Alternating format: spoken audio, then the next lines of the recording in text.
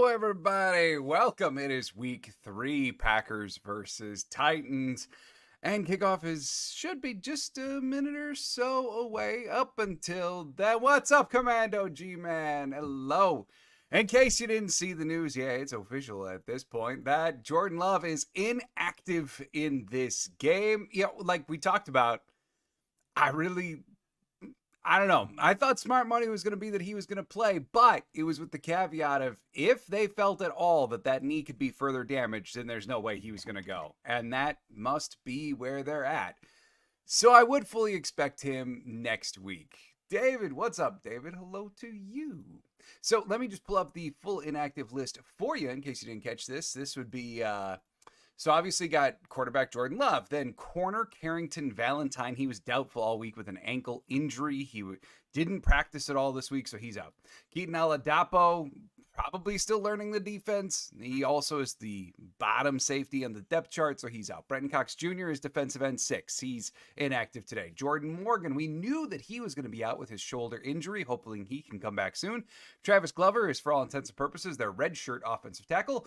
And then you got Kobe Wooden. And I got to say, out of all the names in this list, most are fairly expected. They were late round picks, project players, etc. Kobe Wooden finding himself on this list 2 weeks in a row. I know he's defensive tackle 5. It's not great. He has, I don't want to say it's obvious that he's not impressing the new coaching staff or what have you, but it's less than ideal to be a young player in your second year, not exactly a late round pick, and still find yourself on this list 2 weeks in a row. And in case you're wondering what the weather is, it's toasty. Mike Clemens, he's in Nashville, and he put out just a little bit ago that it already was 84 degrees. Now we know since he put this out a little bit ago, it now is a full-blown 90 for kickoff. Humidity at 65. It is supposed to be steamy down on the field. Now, how does that actually affect the game? In my mind, offensive line depth could grow to be a question for Green Bay today. And I'm not just talking about whether Josh Myers relieves part of him on the field again.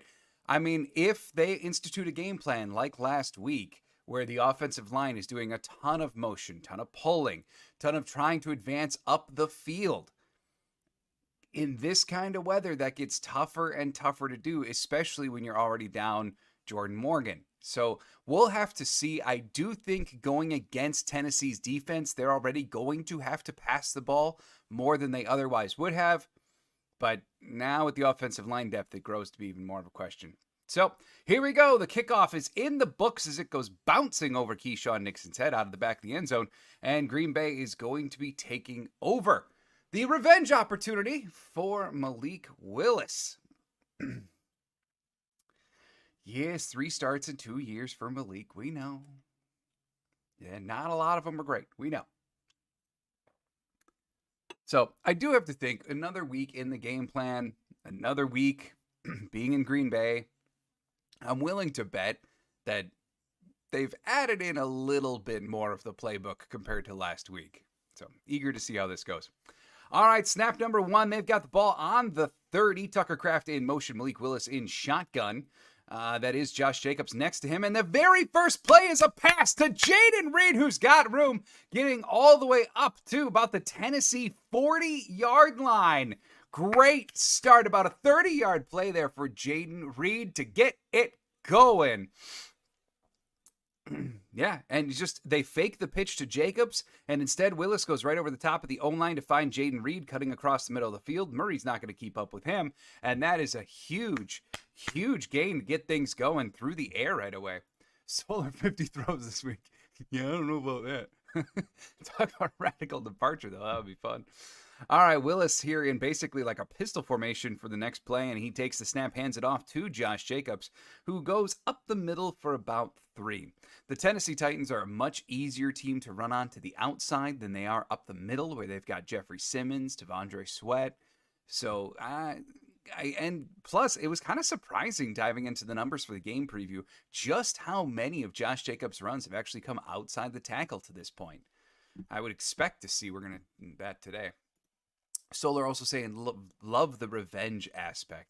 What's curious about it is Malik Willis is the one who seems to care the least. When he was asked at his locker about it this week, if he gets the start, are you looking forward to the revenge opportunity? He was saying, no, I harbor no ill will to them. They drafted me. They gave me a chance. It's all good people there.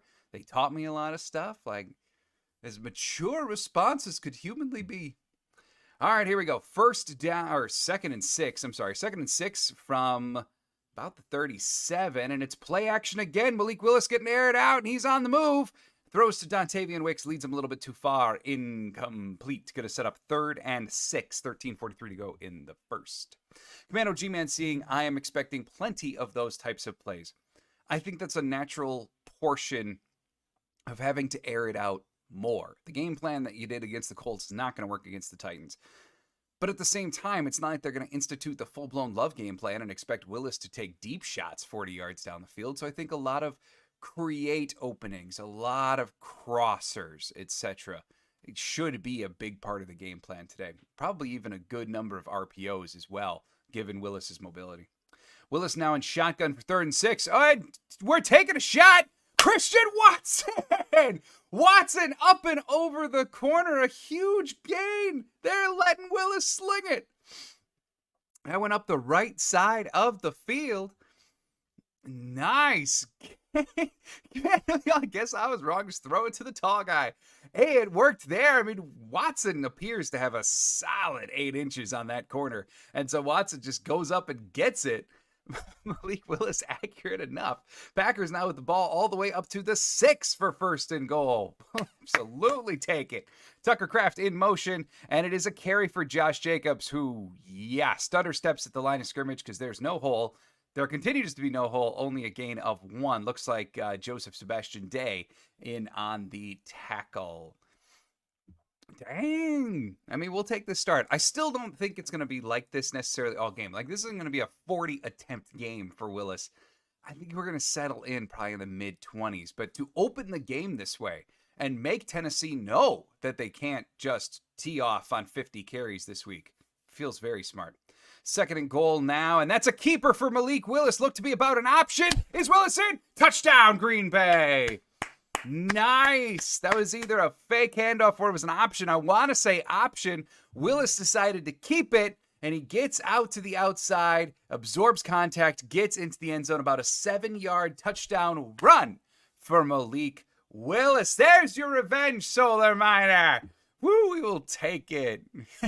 He's a smooth liar. Well, now he gets his revenge on the opening drive. Nice carry for Malik Willis. And that stutter step there to get the defender to not be able to pursue him. Woo, I will take it. Commando G-Man also saying, oh, if you don't think he wanted that one. Now, Narvison on for the extra point. Orzik, of course, still the long snapper. Wheeling the hole. Kick up. Kick. Good. 7-0. Green Bay Packers in a quick lead. Jaden Reed, Christian Watson, Malik Willis, the story of the drive. Good start. Let me just get the score updated. Yeah. All right. Going to say it a couple times today, but I will get it in early once. No watch party next week. Just so you're aware, that is my annual game to not do this, but instead to watch the game with my dad and my son. I take one of those a year. That's going to be next week. Just going to get that announcement out there. Ray, touchdown. Let's go. Touchdown, Ray. Yes. David, thanks for the excellent call. I'm not watching. You made me feel like I could see the game. Oh, thank you, David. I appreciate it. I'm here for you. And Claudia will be here like halftime, like she does for noon games on Sunday. She'll be getting here then-ish. So, wow. About as good of a start for the offense as you could possibly expect, right? We didn't see some 40-yard run for Josh Jacobs. No, instead they came in this week. They do what is basically a crosser to Jaden Reed, which opened up about 30 yards. Then they actually go deep once to Christian Watson, netting them, I want to say that was probably about a 25-yard play, right? And then a quarterback option. So it's like they had a productive drive in every opposite way of last week, where it was carry. And I think to open the game that way is just about the smartest possible thing that they could have done. If they would have come out and just done carry, even if it would have worked, it would give a pretty strong indication to the Titans that this is all you've got. And this is what we're going to focus in on. Now, one drive, and they've begun to at least work to dispel that. Tennessee at least is going to have to stay a little bit more honest in future drives, especially in the first half, as this game really kind of settles in. Really, really like the developments of that first drive there. So, reminder, they basically ran 7 formations last week. Titans have no clue what's coming this week. Yeah, and that is an interesting thing. I mean, that was part of the wrinkles that Matt LaFleur employed last week. And even beyond the formations, it was how much deception in the motion and the use of some of the offensive linemen in ways that we had not seen, which is partly what I believe led to those couple penalties on Josh Myers getting too far down the field, if you recall last week. So, I mean, now to really just like open the playbook and say, from this base, we're going to do whatever we want within reason. Very, very, very promising. Big Al. Hey, John, Malik Willis's complete defense. He did indeed, Big Al. Very, very good to see. Very, very promising for sure. What a start to the game. All right, Narveson now with the kickoff, and yep, that's caught in the end zone and taken a knee. This whole new dynamic kickoff thing, it's not resulting in more kickoffs. It's not what we were hoping for to this point. Eric, what's up, Eric? Oh, yeah, go Pack, go. What a positive start indeed. Yeah, they're showing it on the telecast now, but Will Levis had 38 rushing yards last week. I think off the top of my head, he had like 35 in week 1. He does have some get up and go, but make no mistake. I've seen some people talk about like, you've got to defend Willis as a runner. I wouldn't go that far. Like, he's not Jalen Hurts. He's not Anthony Richardson, but he does have some scramble. So I still think the defensive line has to be ultra aggressive here. Levis starting it off with play action. Levis then airing it out to an open receiver. Tackle eventually made by Eric Wilson down the field, but that for sure nets the Titans a first down. 81 just wound up being wide open, kind of snuck behind the coverage of Green Bay. And yeah, he started in line as a tight end and then advanced up the field and just, kind of found a pocket between where the Green Bay defenders were, as many of them were obviously in zone. All right, so now first down. They are in Green Bay territory all the way up to the 47. Levis takes the snap and shotgun, throws off to the left-hand side. Complete again, this one to number 85 of the Titans. And that, we got to see where he went out for the official marking. Solar, predicting it. Get out the Johnny Carson envelope. But let's say Gary will get a fumble. I'm down. I just want Gary to have a big game. Like, he's had 2 relatively quiet ones, but we know his job description didn't exactly include all-out pass rushing. Today, it better include all-out pass rushing going against Petit Frere. So we'll see how unleashed they allow him to be, and I hope he produces for sure. All right, Levis under center now for 2nd and 2, only a gain of 8 on the last play. Levis takes the snap, hands it off to Tony Pollard, who does find a bit of a gap in the line, turns that into about a 4-yard carry, giving the Titans a first down in Green Bay territory. Titans trying to build and get their own points here. Scott, what's up, Scott? Willis is going to resurrect his career. Kind of looks, I mean, look, even last week, doing what he did last week, that's plenty. Like, a lot of teams around the league will keep that employed as a backup for a very long time. If you're high character, if you're intelligent, and you can do at least that, you're going to have a job for a long, long time. Levis taking the snap, does kind of a whirly bird, hands it off to his halfback, and gains 2 on what was a chaotic play there for the Titans. Looked to be kind of just like a faked end around, and then the plan was to hand it to the running back, but they kind of ran into each other. Not exactly what Tennessee was hoping for. Still ultimately a gain of 2, so still a positive play for Tennessee. Yeah, the timing just appeared kind of off there for Tennessee. But if he has a big game today, and if he can prove that he can throw a deep ball, then yes, career resurrected. Now for 2nd and 9, Levis in shotgun. He takes the snap, rolls to the right, and he looks to be aiming downfield. Instead, he chucks it to someone not downfield. Calvin Ridley was only about 7 yards downfield. Levis basically just threw that away, sets up what now is 3rd and 9. I mentioned this in pregame show too. If the Titans happen to wind up there, keep in mind Tennessee's kicker, Nick Folk. He's the one who beat out Narveson in Tennessee. He was one of the highest field goal percentage leaders in the NFL last year. So don't bank on him to miss kicks. I don't want this to become a game of field goals. Smart money wouldn't be on Green Bay. All right, 3rd and 9 now for Tennessee. They are on about the 35.5-yard line. Levis in shotgun again. Looks to be Tyjae Spears back there in the backfield with him. He takes a snap, looks to the right, eventually comes back over the middle where he's got an open receiver. McKinney misses a rare tackle, but Quay Walker finishes it off. 1st down for Tennessee. Big conversion there for Tennessee to keep the drive going. David, John, usually I need to rely on Claudia to tell me what's going on. It's like I get off on tangents. I'm just so distracted when she's here, David. Yeah, he just straight up split the defenders there between Quay and McKinney. McKinney missing the tackle didn't help Tyler Boyd, the receiver there. And thank you, David. Really do appreciate that. All right, just over 9 minutes to go in the first now. Tennessee continuing to drive. They're on about the 15-yard line now. Levis in shotgun again. Trip receivers off to the left. He takes the snap, hands it off to Tony Pollard running behind Levis, and nothing really going there. Isaiah McDuffie with the tackle gains 2, maybe 3 yards up the left-hand side. Sets up 2nd down. Yeah, Isaiah McDuffie, at least, with a clean tackle there. Normally known as a very reliable tackler. He hasn't, first 2 weeks of the year, he hasn't been the most reliable. So really good to see a nice clean takedown there for McDuffie. All right, lining up now. Come on, go away, go away. I got a little extra menu on my screen now. Go. All right, Levis takes the snap in 2nd and 8. And he, again, is panning all over the field. It's deflected up, nearly picked. Could have been a pick, not a pick. First, it goes off the receiver's hands. Then it goes off of Xavier McKinney's hands, and it floats in the air. No one can get to it. 3rd and 8 for Tennessee. And Levis, I mean, we talked in the pregame show about how, like, he's been pretty awful when he has more than 2.5 seconds to throw. That's where all 3 of his interceptions have come, etc. Packers are kind of giving him some time on this drive. He's not under assault from the defensive line. He's got time on every dropback.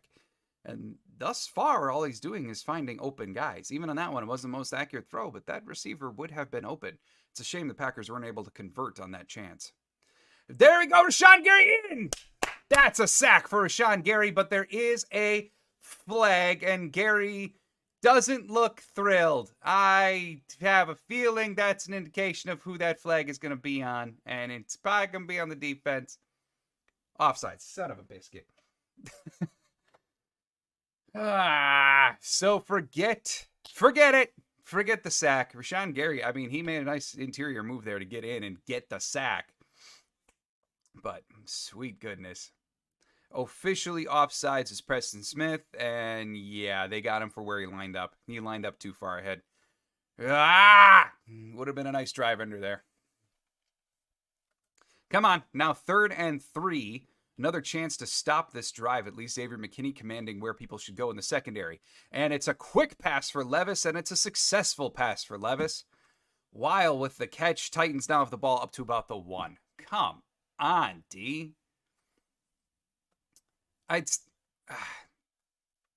It's early, but thus far, the defense looks like a defense we know real well. And that Levis is just dumping it off to open dudes in zone.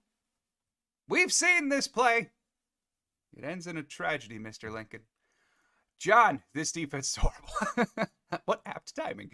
Yeah, it's not what we were expecting. All right, 1st and goal from the 1. Levis takes play action, dumps it up over the top. Touchdown, Titans.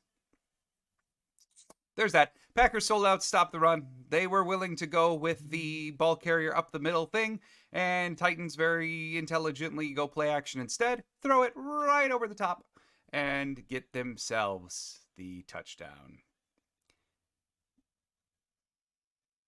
Nope. Yep. And it looked to be, as the telecast is explaining, McDuffie was probably supposed to be the one in coverage on Vanette. And instead, he moved to the flat and then recovered in his coverage of Vanette too late. Touchdown, Titans. Not smart. Not good. And the kick up. Good. Point, Titans. We now have a 7-7 game. Packers, you got to be thrilled with the offense thus far, being able to come out and get themselves an opening touchdown drive. And you got to be not so thrilled with the defense, allowing the Titans to do the exact same thing. And in very uninspiring manner. I mean, even as Commando G-Man is saying, that was a 4-point penalty. Preston Smith lining up too far across the line. That is a 4-point penalty because they had them stopped for a field goal attempt. Instead, they were able to dive down the field again with seemingly easy completions. Look, Will Levis is not the greatest quarterback in the world. He's a young quarterback with a lot of promise. But the reality is, as we have covered extensively this week, if you put him under pressure, he falters. His completion percentage drops by about 14% when you put him under pressure. He's been under pressure on like 46% of his dropbacks. He also is not a great quarterback when he's got all the time in the world. Why? Probably because he's under pressure is the greater context needed there, but the facts are the facts. When he's got over 2.5 seconds to throw, it generally has led to poorer results than when he's in rhythm and delivering the ball to open guys. The defense on that drive was very much what we've seen before, with easy completions, a lack of pressure, and also just coverage that happens to be a couple yards off of the receivers who are getting the easy completions. Very, very disappointing start for the defense, and realistically, not what the defense should be doing right now. I don't understand why against the Titans they'd be calling it the way that they are. Adjustments necessary, Jeff. Big Al saying not a good start for the defense. Amen. John, Barry would be a better defense coordinator, and that's sad. Hey, let's not go that far, John.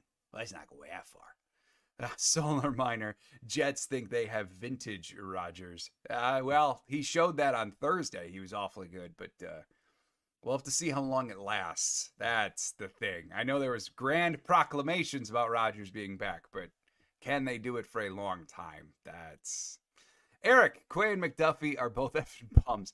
McDuffie, that was bad coverage, no doubt. And Quay, I might have been over harsh on Quay this week in terms of just general criticism. But the truth is, Quay does some useful things. He's not awful in coverage. He's not, he is a pretty sure tackler. I'll give him credit for that too.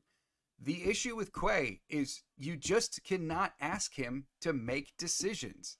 You just can't. And that's where it all goes bad. And that generally should not be the dude who wears the green dot. He's another guy. I don't understand their usage. Where I think he actually would be tremendously successful is as a 4-3 quick twitch end. One of those like smaller build guys that have become trendy for a lot of 4-3-Ds, but, or 3-4, I'm sorry, not 4-3. We run the 4-3 now. John, trade Jaire Alexander. John, no, can't go that far yet. And also financially speaking, not possible. Like Gary is not nearly far enough into that contract to even remotely entertain trade thoughts. And for Jaire, yeah, no, that's not happening. If they were ever going to trade Jaire, it would have been last year. All right, even then financially it didn't make sense, and it still doesn't financially make a lot of sense. All right, Malik Willis back under center. Ball at the 30. Defense just has to adjust. They got the talent. They just have to adjust. All right, now ball on the 30. Malik Willis takes the snap in pistol, and he hands it off to Josh Jacobs, who has nowhere to go. He is brought down. That's basically back at the line of scrimmage, so second down now. And that's the thing. You just can't expect as easy of a time running as you had last week. The Titans are just superior run defenders to that of the Colts. So if you're going to be successful on the ground, it's going to have to be pretty creative again. And just running it straight up the gut, just not going to work. Tennessee's 10th in the NFL in terms of rush yards allowed thus far. There we go. Quick pass out to Jaden Reed. Reed then gets skinny, runs through a few defenders, and turns into about an 8-yard gain up the left side of the field. Sets up third and pretty short with 6:30 to go in the first. That was a really nice design. Willis just taking the snap, looking to his left, finding Jaden Reed on what is essentially a bootleg. Hits Reed. Reed then reads the defense correctly, gets himself a nice gain. Sets up 3rd and 2 officially now as Dontavian Wicks goes to the sidelines. Looks as though a trainer or equipment manager is adjusting something on his foot. Willis in shotgun now for 3rd and 2. Yep, and it's a quick pitch to Jacobson.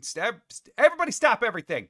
We got a referee timeout, I think. Whole lot of pointing. Oh, and a timeout called by Green Bay is actually what it is. So LaFleur did not like how they were lined up, or he wanted to get into something different. Regardless, timeout Green Bay. They still got 2 left. 3rd and 2 for Green Bay when we are back. Ay.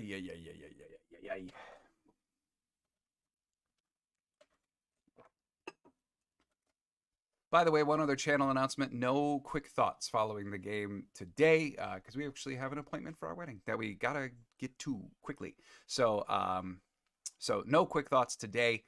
Shout outs and get outs tomorrow as normal, and then no watch party next week because I have a family and I need to watch one game a year with them. All right, 3rd and 2.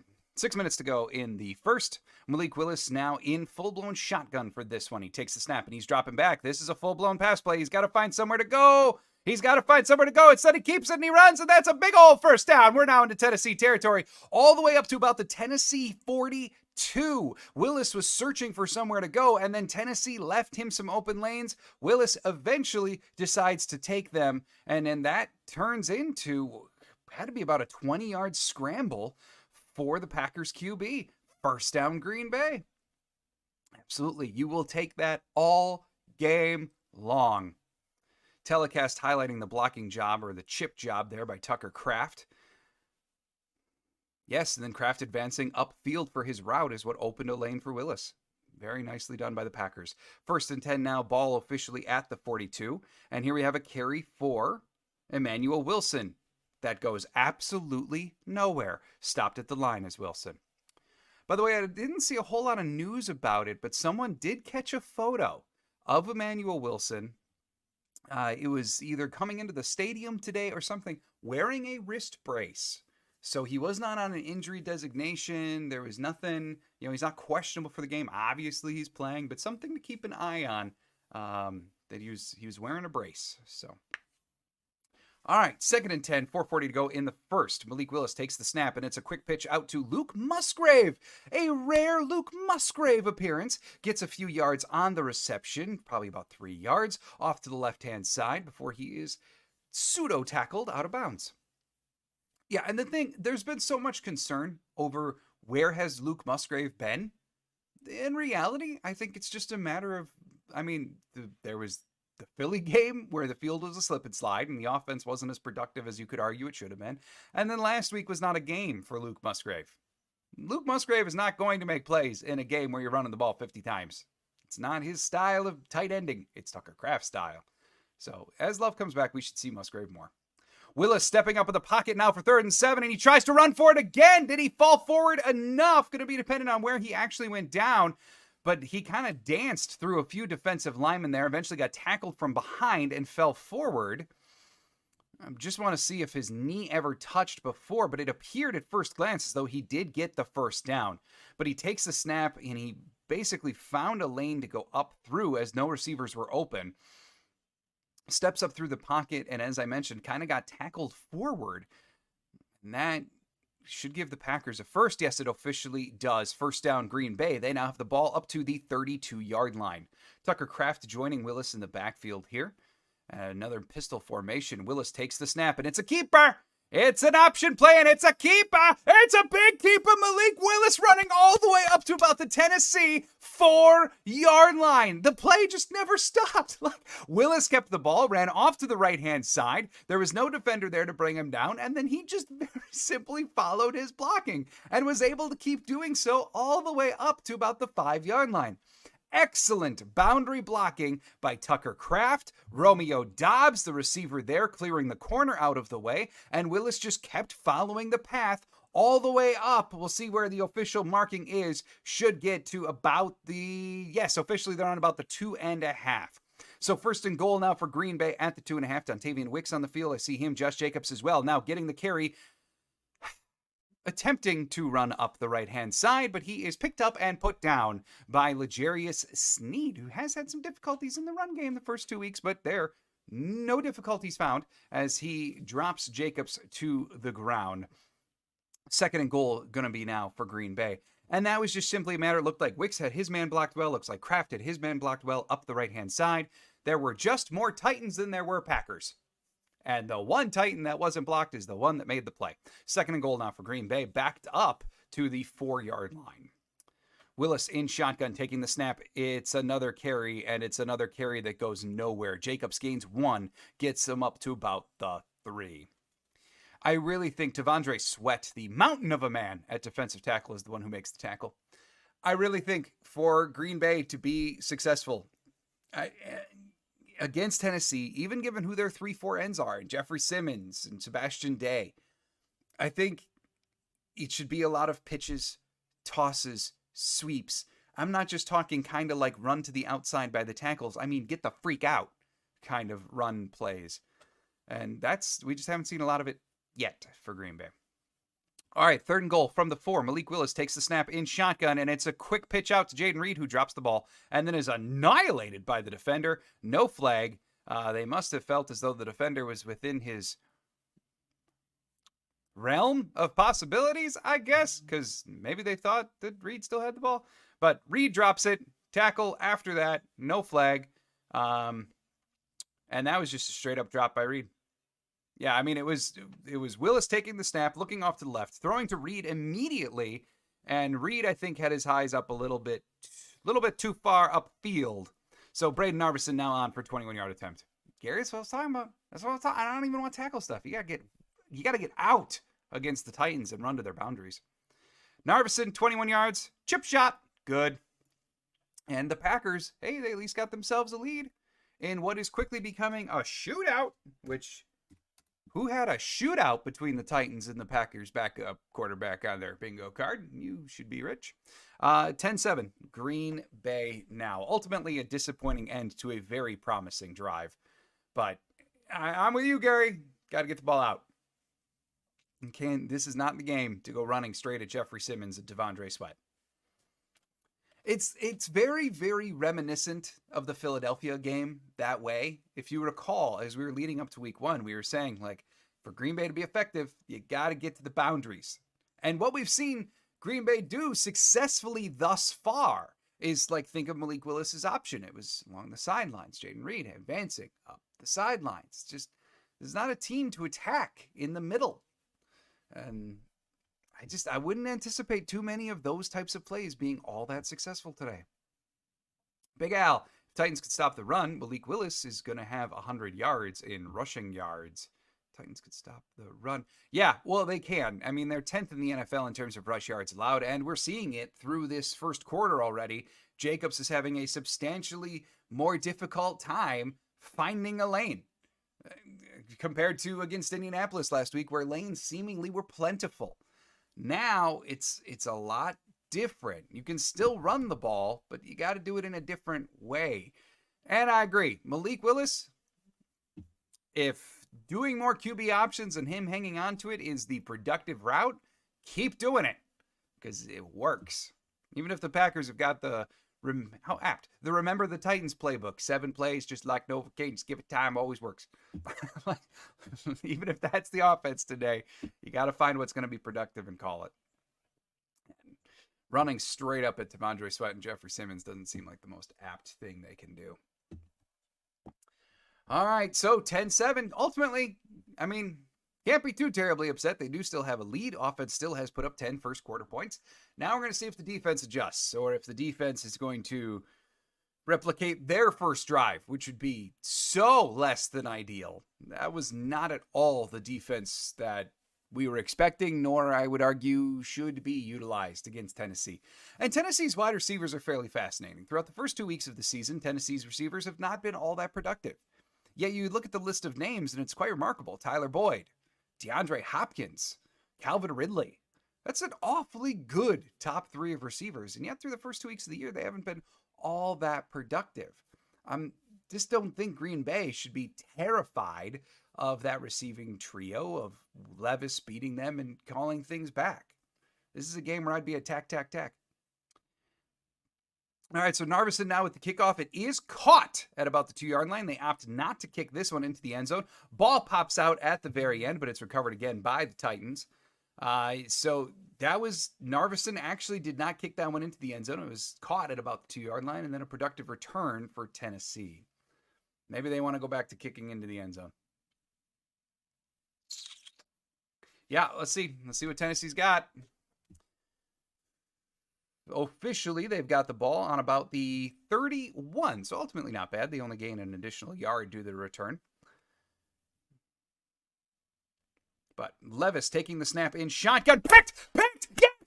Alexander! Jaire! Touchdown! Packers! Yes! Jaire Alexander with the pick six. He read Will Levis like a book, like a children's book. He takes it, prances into the end zone. That's a touchdown. Packers defense, Zen in the end zone. That is a game shifter, my friends. Levis, I just telegraphed where he was throwing. Here's the replay. I do want to make sure that we see it. And Jaire about 10 yards off. Yep, just read it. Just read it. Levis telegraphed that he was going to Hopkins on a quick curl. Jaire pounces, returns that in. Pick six for Jaire Alexander. I'm sorry, John, he's not going anywhere. Touchdown, Packers. Narveson now on for the extra point. That was beautiful. See, and that's Jaire. Like Joe Barry oftentimes wanted extra point up. Good. Joe Barry oftentimes wanted his corners playing back. That was part of what they were calling back then with all of their cover three, all of their pushed the defense back stuff. Something that didn't get talked about a lot amongst all of the angst about that was the fact that Jaire has said repeatedly over the years that he prefers playing like that. That Jaire prefers playing 8-10 yards off. And he's never really said it, but you have to believe just logically that part of the reason you'd like to play that way and not up on the line, even in man coverage, is so that you can close on the ball for opportunities like that. So does it pay off all that often? No, realistically not. And I know it still drives us batty, but maybe there is one of the benefits of it as Jaire comes up with the pick six. All right, Commando G-Man, and that's six. Yes, indeed. Eric, Malik Willis, Mike Vick minus the prison time for animal cruelty. Dang, dude. Yeah, okay. I mean, he does have a very strong arm. He is highly mobile, very fast. Oh, crap. Big Al Jaire, pick six. Let me update the scoreboard here. And that does indeed make the game 17-7. Green Bay in the lead. We will take it. Yeah. And by all accounts, Malik Willis is a wonderful human being. There's been nothing except for positive stuff said about him. Even in Tennessee, he was renowned. I mean, Taylor Lewin said pregame last week, in amongst saying that Malik Willis can't read a defense to save his life, which I'm glad to see Malik is disproving. But even said, like, he always came into the locker room with a gigantic smile on his face. Everyone loved him. And it seems to be the case in Green Bay, too. And that's really cool to see. Their quarterback room has got to be in Green Bay one of the most likable QB rooms when you've got Love, Willis, and Clifford. Good dudes all around. Flight Risk, Snug Caldwell. He's been good so far. In terms of Willis, yeah, for sure. For sure. That first drive is incredibly promising. I'm also quite happy with his decision-making in the last couple drives. Really, the only flaw of the offense thus far has been Jaden Reed with that big drop. That was less than helpful. But then also, in addition to that, these runs up the middle that net them 1.5, loss of 2, etc. Those have really been the only two negatives for the Green Bay offense thus far. Anthony, what's up? Hello, John and everyone. Is it a great Sunday? Indeed, it is. Yes, it is thus far. Green Bay with the 17-7. Players agreed. All right, so, yep, Jaire. They're just replaying it again. Now let's get ready for another Narveson kickoff. We'll see. You know, he's done the end zone thing. He's done the kick it to the tooth thing. Let's see which one they opt for now. 51 seconds to go in the first as Narveson comes up for the kickoff. And it's up in the air. And it's caught in the end zone. So Tennessee will take over with the ball at the 30. Let's see here. Yep, 17-7. All right. Yeah, Packers +5 in turnovers on the season thus far. We used to dream of times like this, but +5 in turnovers thus far. Titans, -5. And Will Levis is a big part of that. Why?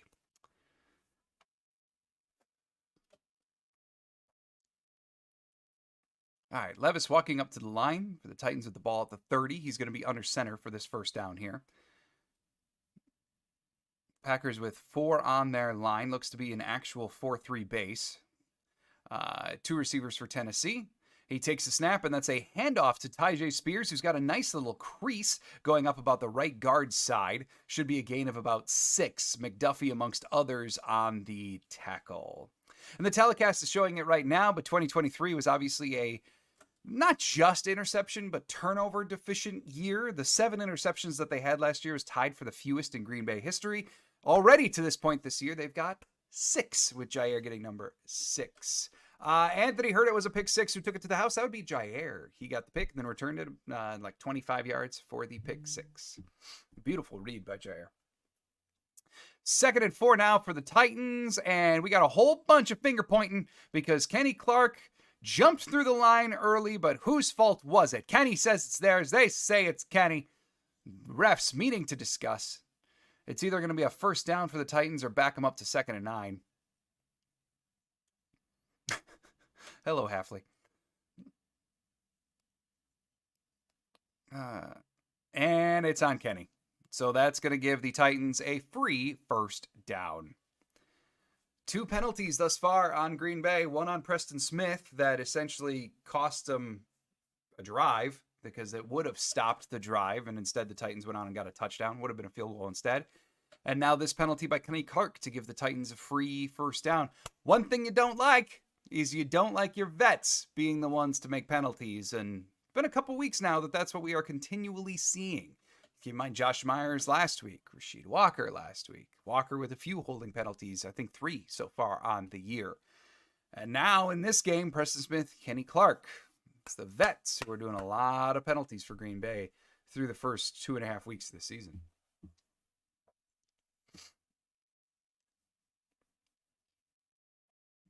All right. In case you were wondering, the win probability per ESPN puts the Packers at a nice 69.6% chance to win this game with their 17-7 advantage. Of course, that will change a lot if Tennessee is able to do anything offensively here. Thus far, though, 137 total yards for Green Bay compared to only 71 for Tennessee. And if you really want to comp the QBs thus far, Levis, 5 of 8, 59, 1-1, 84.9 rating. Willis, 4 of 6, 72 yards. But also 62 yards rushing from Malik Willis. He's basically their entire offense because the only other one with running yards is Josh Jacobs. 5 carries for 3 yards thus far, and Emanuel Wilson, 1 carry for 0 yards. QB's got 62. The running backs combined have 4. It's not exactly the way you draw it up. All right. And Jaden Reed, 2 catches for 39. 3 targets, though. They have 1 non-converted target, happened to be Jaden Reed's drop earlier in the game.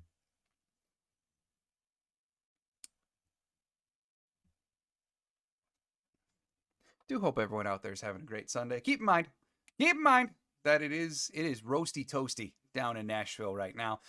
Temp at about kickoff time was like 90. It also is humid down there. I saw like humidity levels were beginning to encroach on 70%-ish.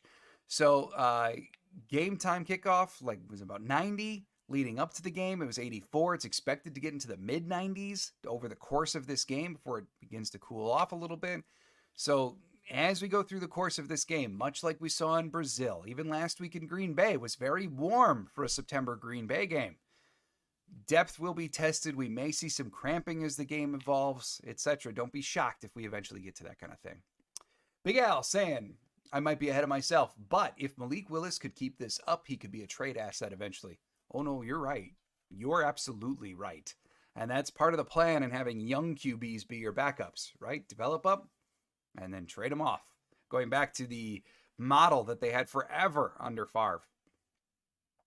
Jaire Spears now with another carry for Tennessee, but ultimately Green Bay shuts this one down. It was attempted misdirection there for Tennessee, but Green Bay able to recover. They brought him down, gain of only about 1 off to the right-hand side for Tennessee, setting up 2nd and 9. 14:40 to go in the second.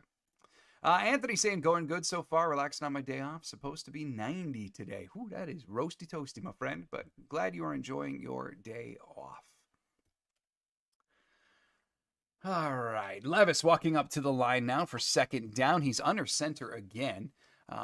Titans going with a big formation here. They got a tight end. It is trips, but two of them bunched off to the line. It's play action. Levis ultimately goes to his check down. That would be number 83. And Isaiah McDuffie there to meet number 83 and ensure that another yard was not going to be gained. No yak here as McDuffie brings down the receiver, sets up 3rd and 7, 3rd and 8. I'm waiting for the official marker. Should be in that kind of ballpark. Should be advantageous for the Green Bay D to tee off now on Levis. We'll have to see what they do. We are doing so many camera shots of Jeff Hafley on the telecast. If you're not watching, we're seeing Hafley a lot, and they must be talking about him quite a bit. 3rd and 8 now. Levis in shotgun. You gotta hope they don't give him time, or if they do give him time, it's chaotic time.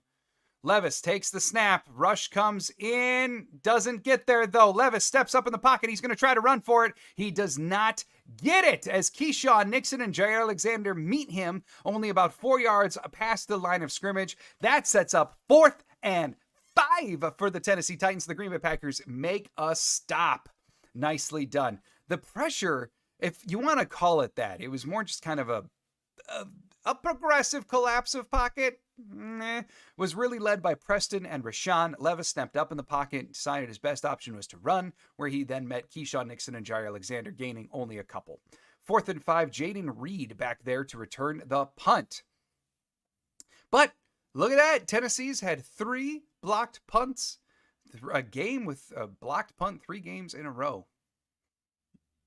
Jaden Reed makes the fair catches. This one isn't blocked. The Packers are going to take over with the ball at about the 18-yard line following the fair catch. And that is a massive defensive stop for the Green Bay Packers to maintain this 10-point lead, not allow the Titans to chip into it, but even more encouraging, not allowing the Titans to have the kind of drive that they did the first time around, where Levis was easily making completion to guys that were open, finding pockets in the zone, finding creases. Packers didn't allow that on drive number 2, even if it wasn't pressure-filled. Scott saying, "Oosh is worrisome." Oosh. Oosh. Scott, let me know. I'm not sure what you meant with that first word there, but maybe. Let me know what word it is. All right, so Packers, holding on. There it is. Okay, so maybe push. Lack of pass rush is worrisome. Yeah, I mean, obviously we got to wait for the whole game. I can't imagine that they're calling contain like they did the first 2 weeks. And it is true. I don't think it was really just coach speak from LaFleur and Hafley over these first 2 weeks. When you go and put a closer eye on Preston, Rashawn, LVN, you can tell that they were told the last 2 weeks not to all-out pursue, to maintain the lanes instead, because they were so afraid of Richardson, Hurts, being able to dice them the way that Willis is doing to the Titans.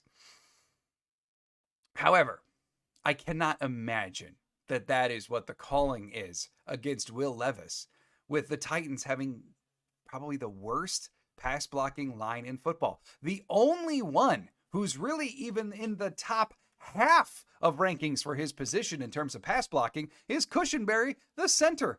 The 2 guards that they roll out, both are in the bottom half, both in the bottom 20% even, and both of the tackles that they roll out are in the bottom 10% of all tackles in the league through 2 weeks.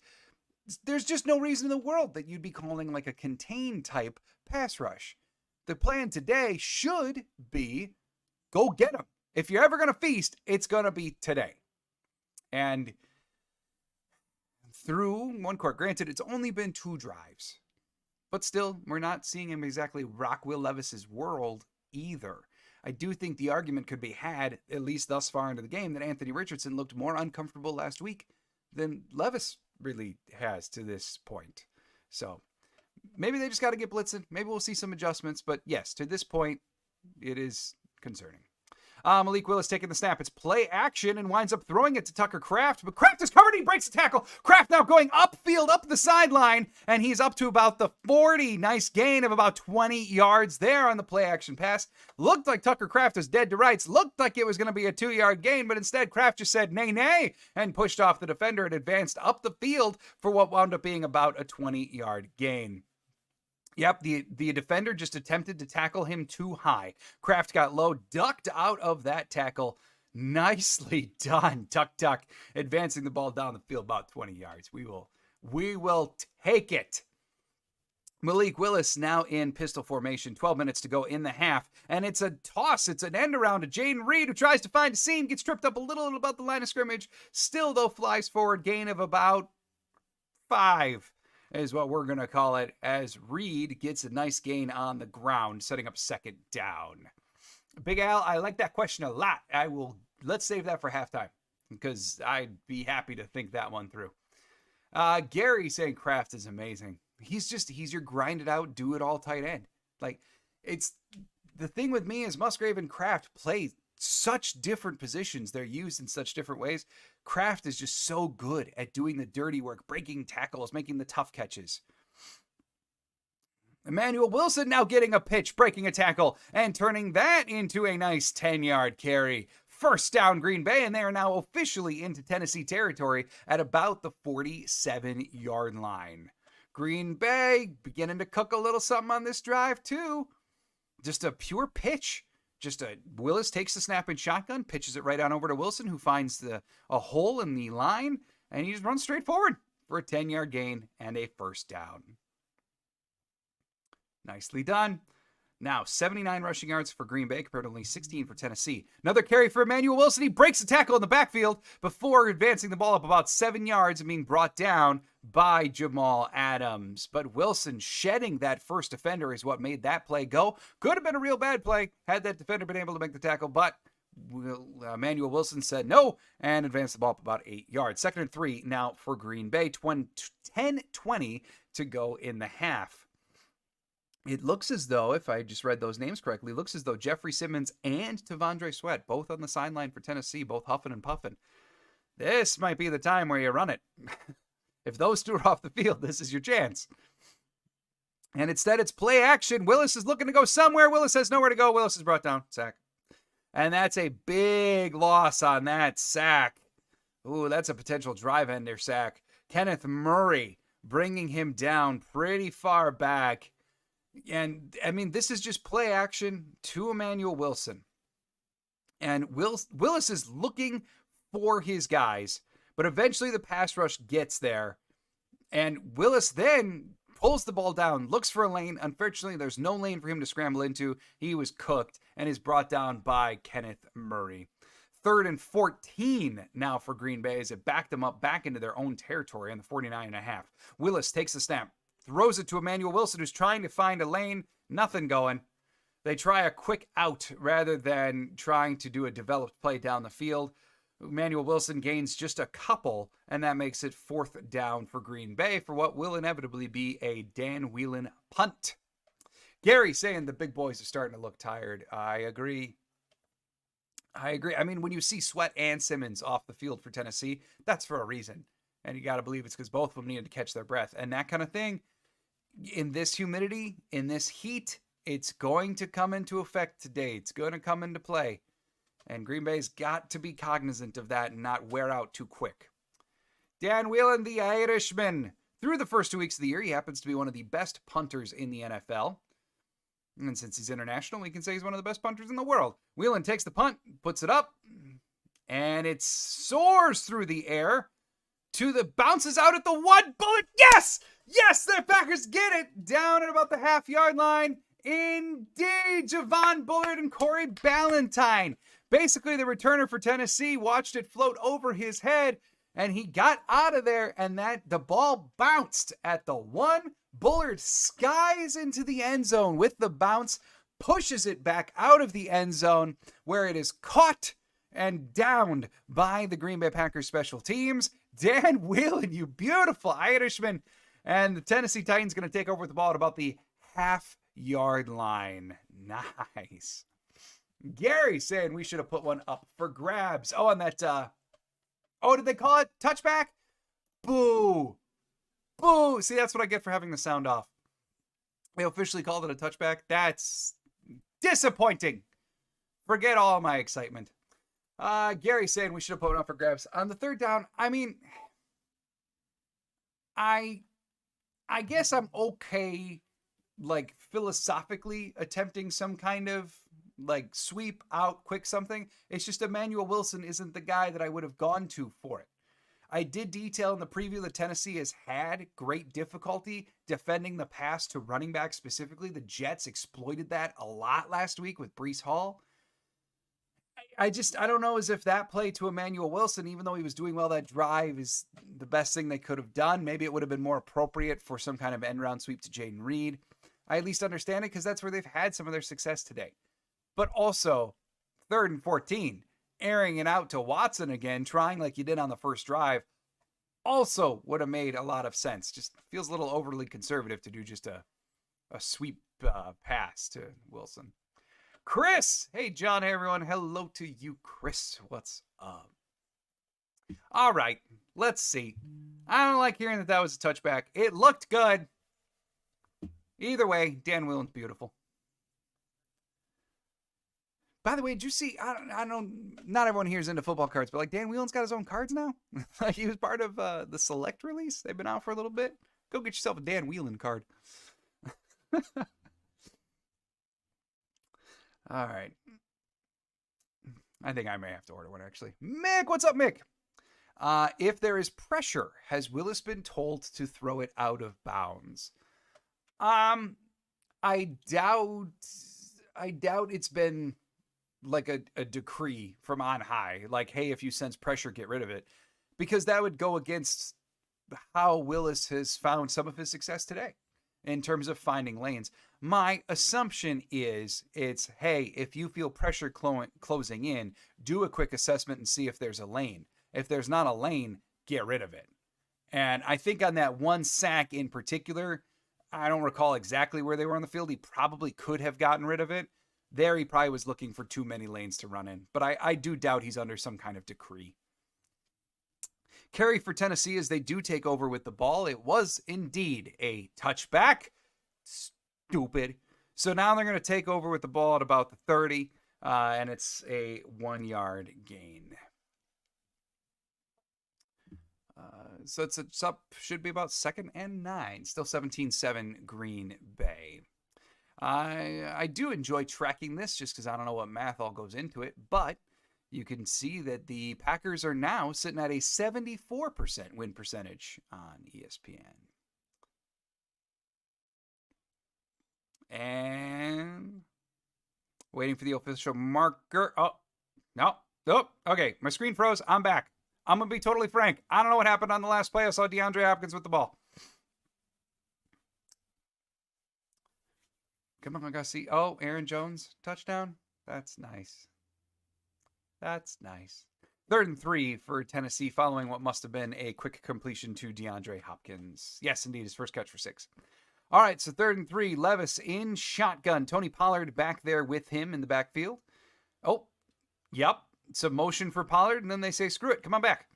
And 3rd and 3, Levis takes the snap. He's dropping back. LVN with pressure. Rashawn Gary with pressure, but Levis steps up. LVN finishes it off. Sack for the Green Bay Packers. And assuming no one was offsides, which doesn't look like there's a flag, that sets up 4th down for the Tennessee Titans. Green Bay with the stop, ensuring that they maintain their 10-point lead. LVN with the 2nd effort sack. What's fascinating here is Levis takes the snap, and pressure comes in from both sides, Rashawn Gary and LVN. They both get there. Levis has to step up in the pocket. LVN by then has shed his man and is able to complete the sack, pushing it back to 4th and 8 as Stonehouse now into punt for the Tennessee Titans. Jaden Reed back to return as the play clock is dwindling on down. 6:07 to go in the half. Jaden Reed, whoa! I'm going to guess he misjudged the ball in the air a little bit because he kind of had to, I don't want to say dive, but had to lunge forward to get the ball on a fair catch. And it'll be Packers ball when we return. And, the refs are chatting. We're not going anywhere yet because there's a flag. Holding on the receiving team. Who did it? Who did it? I think, did they call it an LVN? Did I read that correctly? He gets a sack and then he holds somebody. He just wanted a hug. He just got a sack. Commando G-Man saying very nice defense there. Yes, more in tune with what we were expecting, right? That was really good to see. Let's see. All right, so 17-7, Green Bay going to be taking over with the ball. And we're going to see, because we're getting to the point in the game now, right, where Green Bay is going to have to adjust a little bit. I don't think thus far that they've been, yes, the first drive, they had the one deep ball to Watson, but really since then, they've kind of settled into a little bit more of the same, a little bit running up the middle. And if we're going to the outside, it's going to be a quick bootleg or sweep or something to that effect. I think now we're getting to the point where Green Bay is going to have to change up a little something on the offensive side of the ball and perhaps open it up a little bit now for Malik Willis. So we'll see what adjustments are made, but soon enough, that time is coming. One of my only fears with this kind of limited playbook, which shouldn't be as limited as it was last week, keep that in mind, but I did feel last week as though the offense was slow to adjust. I didn't mind them not going for it at the end of the half, but I did feel as though, especially in the third quarter, Indianapolis was really beginning to just overload the box, really beginning to focus exclusively on Jacobs. And then that's when Green Bay's offense did stall for a little while. I don't think there's nearly as much reason to be so committed this week. Do the change up now before it really gets too late. Gary, when he tried to throw, he got sacked last time. Willis? Yeah. They did have that one attempt. I'm saying more on the whole. I think that they've got to get a little bit more varied than bootleg, sweep, etc. But yes, to your point, that would have been inevitably a deeper pass attempt. And that is when he went down. And frankly, looking back on it, as Mick pointed out, that probably should have been a ball that he got rid of, as opposed to just taking the sack there.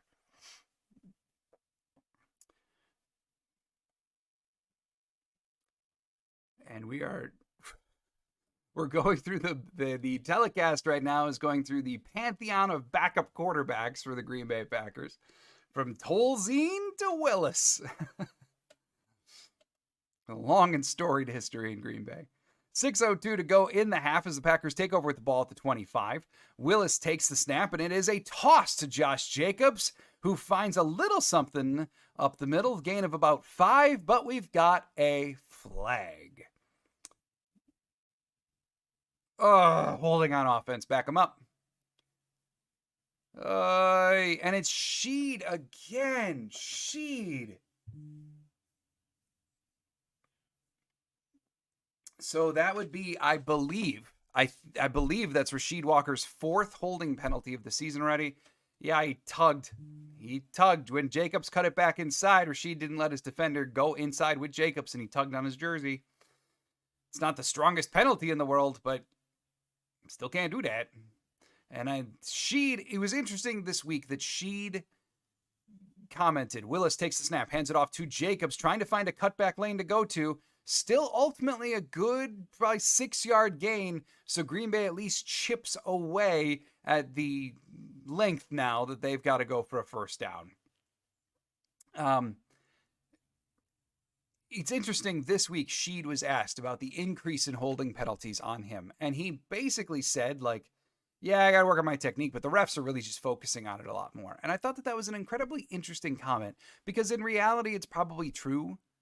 But if they're focusing in on it more, you still got to change what you're doing, because they're just going to continue on to focus on you more and more. All right, so now 2nd and 14. Willis takes the snap. He tries to find somewhere to go. Obviously didn't feel as anyone was open enough, and steps up in the pocket, gains about 1 on a scramble, but that's it. Kenneth Murray came in and attempted to blow up one of the running backs that was in blocking. Luckily, he didn't actually turn it into a sack, but Willis gains 1 on the scramble, makes it 3rd and 14. Now we're going quick. Willis takes the snap, and he's in shotgun. He tries to find someone over the middle. He's got Romeo Dobbs over the middle. That should be a Packers first down up to about the 39-yard line for Romeo Dobbs. Mick saying drink liquids, rotate all the active players. They've been out in the heat. Yeah, we were talking about that earlier. Expect the heat to play a bigger and bigger part in this game as we go on. And see, there we go. Nice pocket protection for the Packers. Willis able to just stand in there and deliver the ball on a pure, essentially what is a crosser for Dobbs for the first down. Now, Willis under center for this first down attempt there, officially on the 39. It's play action to Jacobs. Whoa, but Tennessee's got a blitzer in. Willis breaks the sack and then runs, and he gains 4. He winds up breaking a sack. Then he breaks a tackle, all for a 4-yard gain on the QB scramble. So it was play action to Jacobs, but Tennessee had a blitzer, number 29. He came running in. That was Brownlee Jr., who then missed the sack as Willis stepped out of it. Willis just tried to make something, got himself 4 yards on the ground. 2nd and 6 for Green Bay, 3:20 now to go in the half. Denard Wilson, formerly of the Baltimore Ravens staff. Malik Willis now in shotgun here, and it is an end around to Jaden Reed. And Reed's got himself a lane. There we go. That's a nice gain and another first down for the Green Bay Packers. Jaden Reed will find a way to be productive every single week. If we're not going to throw that much, fine, just hand it to me as a runner. Very nice play there for Jaden Reed. Just again, reading his blocking. Didn't have to be incredible running. You just had to read it correctly. And Jaden Reed did. First down, Green Bay. 2:34 now to go in the second. As Malik Willis is in shotgun. Josh Jacobs with him in the backfield, under 5 on the play clock. More motion, this one from Bo. They fake it to Bo, but ultimately hand it off to Jacobs, who does have a nice hole. Gains 6, maybe 7 on the left-hand side. Looked to be right around the Elton Jenkins, Rasheed Walker area that the hole opened up. And there's a flag.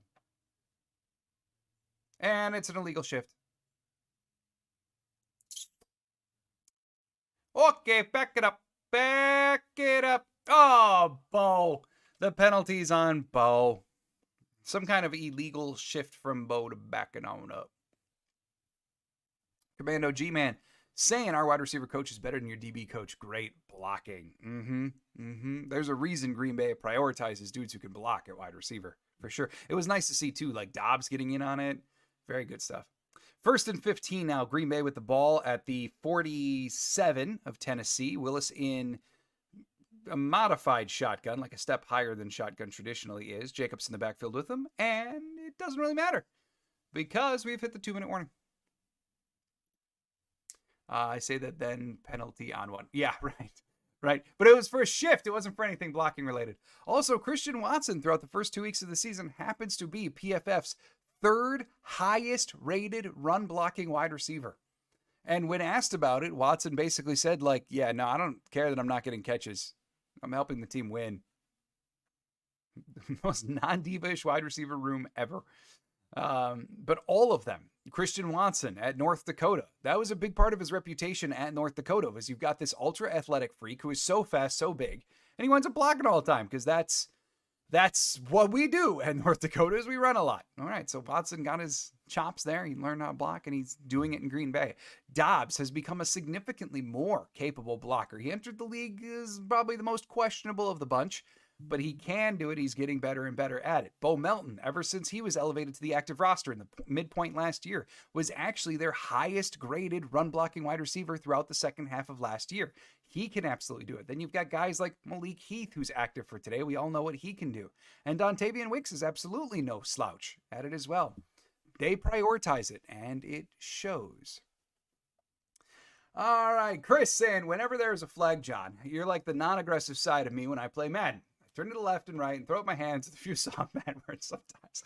It's just so disheartening. Like, if you want to call holding or whatever on an incomplete pass, like, yeah, all right, fine. It's not great, but whatever.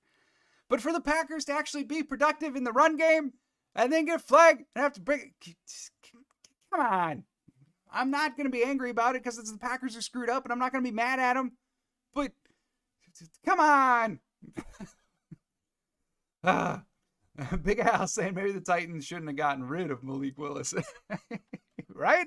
Now they got Levis. Mason Rudolph is their backup. I don't know. It's just the Malik Willis pick for Tennessee was so questionable at the time because you had Vrabel as your coach, and I know Vrabel also had Marcus Mariota back in the day, another running QB, but the reality is that's just not really the offense that Tennessee ever really wanted. And so Vrabel wound up with Mariota, Malik Willis at QB. It was very odd matchmaking. And Levis, it's much more, I would say, in some ways, the kind of QB that they've wanted. And now Vrabel's gone. And, well, here we go. And Levis is a pure gunslinger in every way. Deep balls and picks. All right, Willis now taking the snap on this 1st and 15. Josh Jacobs evading one tackle, but still ultimately absolutely nowhere to go. Gain of only 2 on the carry for Josh Jacobs. And that should set up 2nd and about 13. Jacobs was buried under a human there. Jaden Reed helping to get him up. Gary saying, we really do have playmakers and talent on both sides of the ball. Absolutely, Gary. We really do. Now, you can make the argument that it's more on the offensive side of the ball than the defense, but it's individually defense is star-studded everywhere. It's just as a unit, they're not as effective and haven't been for years. But this team is riddled with playmakers. You're absolutely right, Gary. Minute 51 to go in the half. 2nd and 14 is the official marker. Malik Willis, 7 of 9 for 116 yards. Willis in pistol. Emanuel Wilson with him in the backfield. Tucker Kraft in motion and going right back to his spot. Willis takes the snap, and he's looking to throw, and he throws it to Emanuel Wilson on another little sweep out. Wilson gets a couple of yards. It's nothing tremendous. Gain of about 5 up the right-hand side. Should make 3rd down more manageable at the very least, but that's going to make it third. Oh, Jiminy Christmas. Another flag on Green Bay. Come on. Ay. So never mind. Take it back. Is it on Sheet again? Illegal hands to the face on Sheet. Sheet! Keep your hands to yourself. What? Oh. Yeah. Because Sheed's in the blocking. Rasheed Walker's hands went up to the neck area, which that's a no-no. And then they actually went in to about the face mask. That's a no-no, Sheed. Come on. 2nd and 23 now for Green Bay. Willis takes a snap. It's a quick out to Josh Jacobs out there playing wide receiver. And he makes the catch. Gain of about 5. 3rd and very long now for the offense. 2nd timeout taken by Tennessee. Tennessee, obviously, in taking these timeouts, hoping to get the ball back and actually build some kind of drive to cut into the 10-point deficit. This is 3rd and long. Frankly, as far as I'm concerned, not unlike a couple drives ago. On this 3rd and long, with the time where it is, I don't mind airing it out here. I don't mind getting the ball out to Christian Watson as he's doing some kind of post or vertical or whatever. 3rd and 18. I don't think this needs to be the kind of situation where you just run some quick sweep, some quick out, something, and then just essentially hope to break tackles and then wind up punting. I don't mind going here. You're at the midway point of the field. They're at the 49. So Jaden Reed in motion, 3rd and 18. Willis is in shotgun. He drops back. And indeed, they're airing it out. And that's a first down to Christian Watson, who goes airborne at the very end, is shoved out of bounds while he's leaping. And that's a huge first down for the Packers. Should get them to about the 10-yard line. Well, look at that. First down for the Green Bay Packers. Minute 29 to go in the half as he's out of bounds. And on this play, 32-yard total play, Willis taking the snap and then just finds Watson between 2 defenders. After Watson makes the catch, that's when he turns on the jets, begins to go upfield as the Titans defender was sliding at his feet. Watson then goes vertical and is shoved out of bounds by, I believe, Biggs, as luckily he landed okay. But he's out of bounds. Clock stop, minute 29.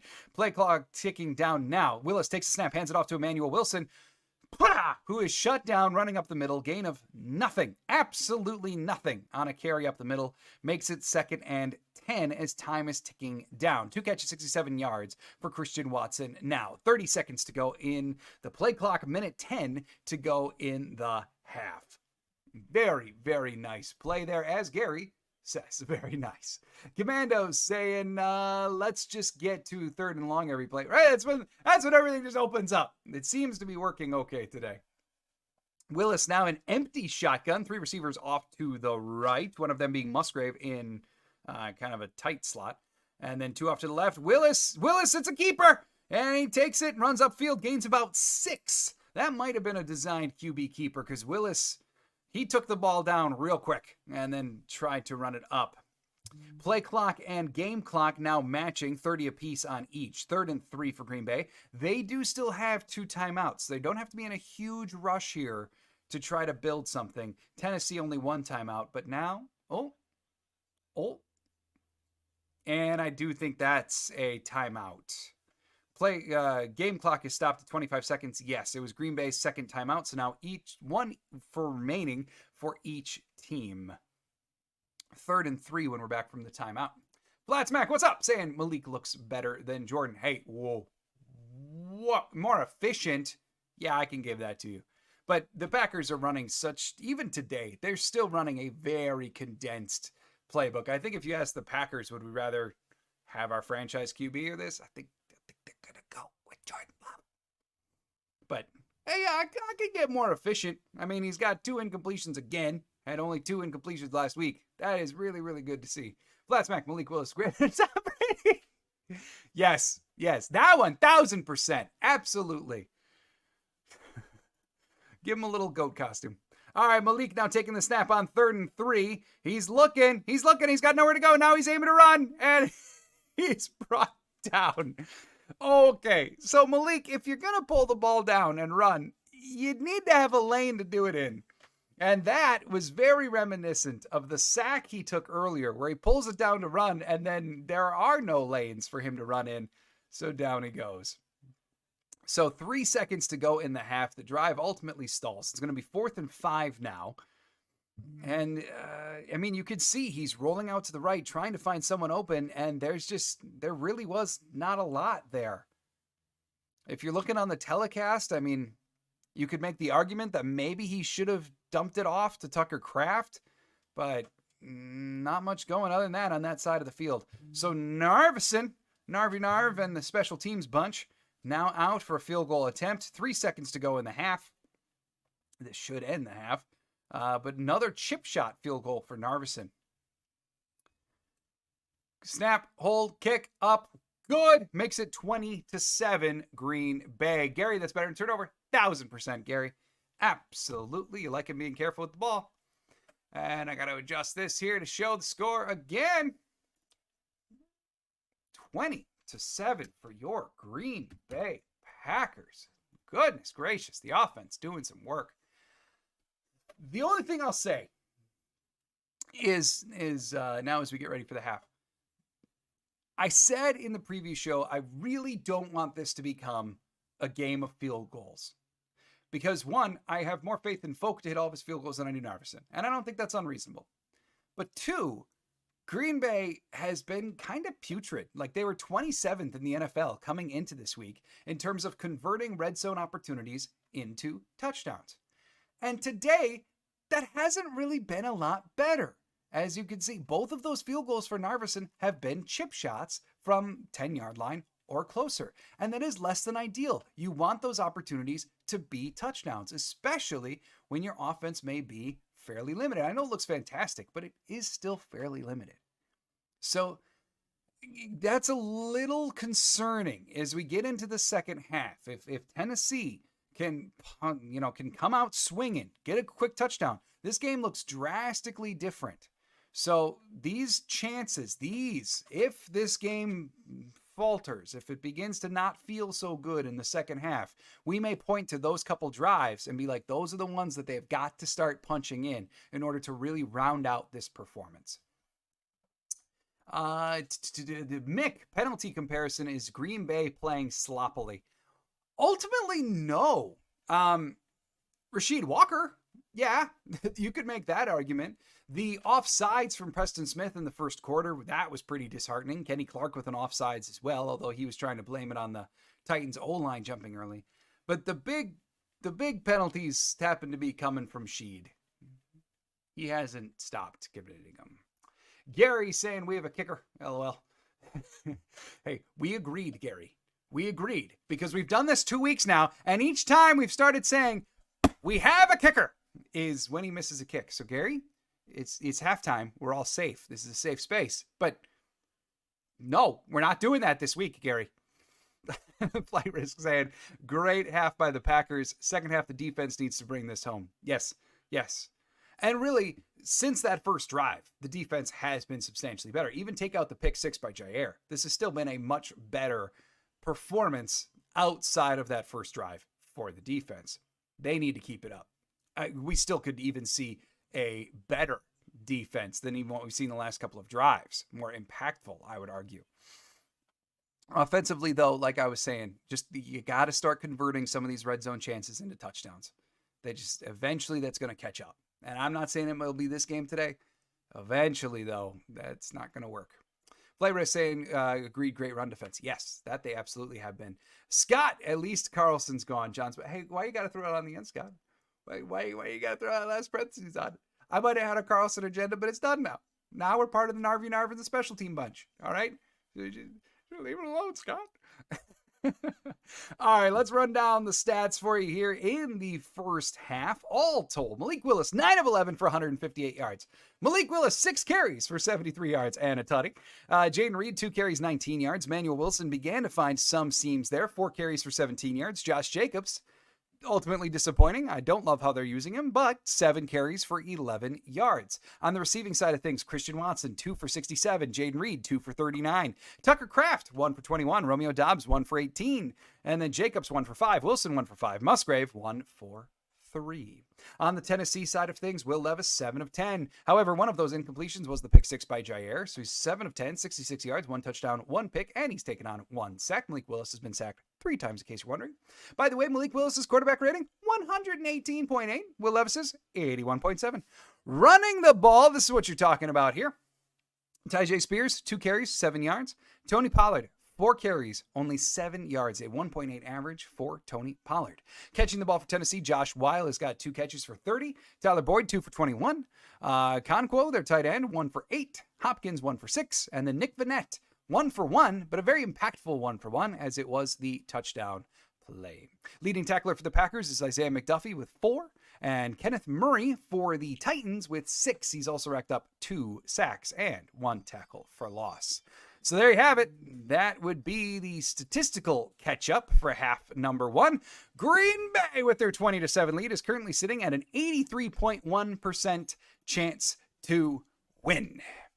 Scott, I know how much you love being teased about him. Hey, look, I was pulling for him. I still think even LaFleur said maybe he's the kind of kicker that just needs to go elsewhere for a bit. Learn like J.K. Scott had to do as a punter. I know, but that's one that didn't work out. And cut down day was a rough day for me, Scott.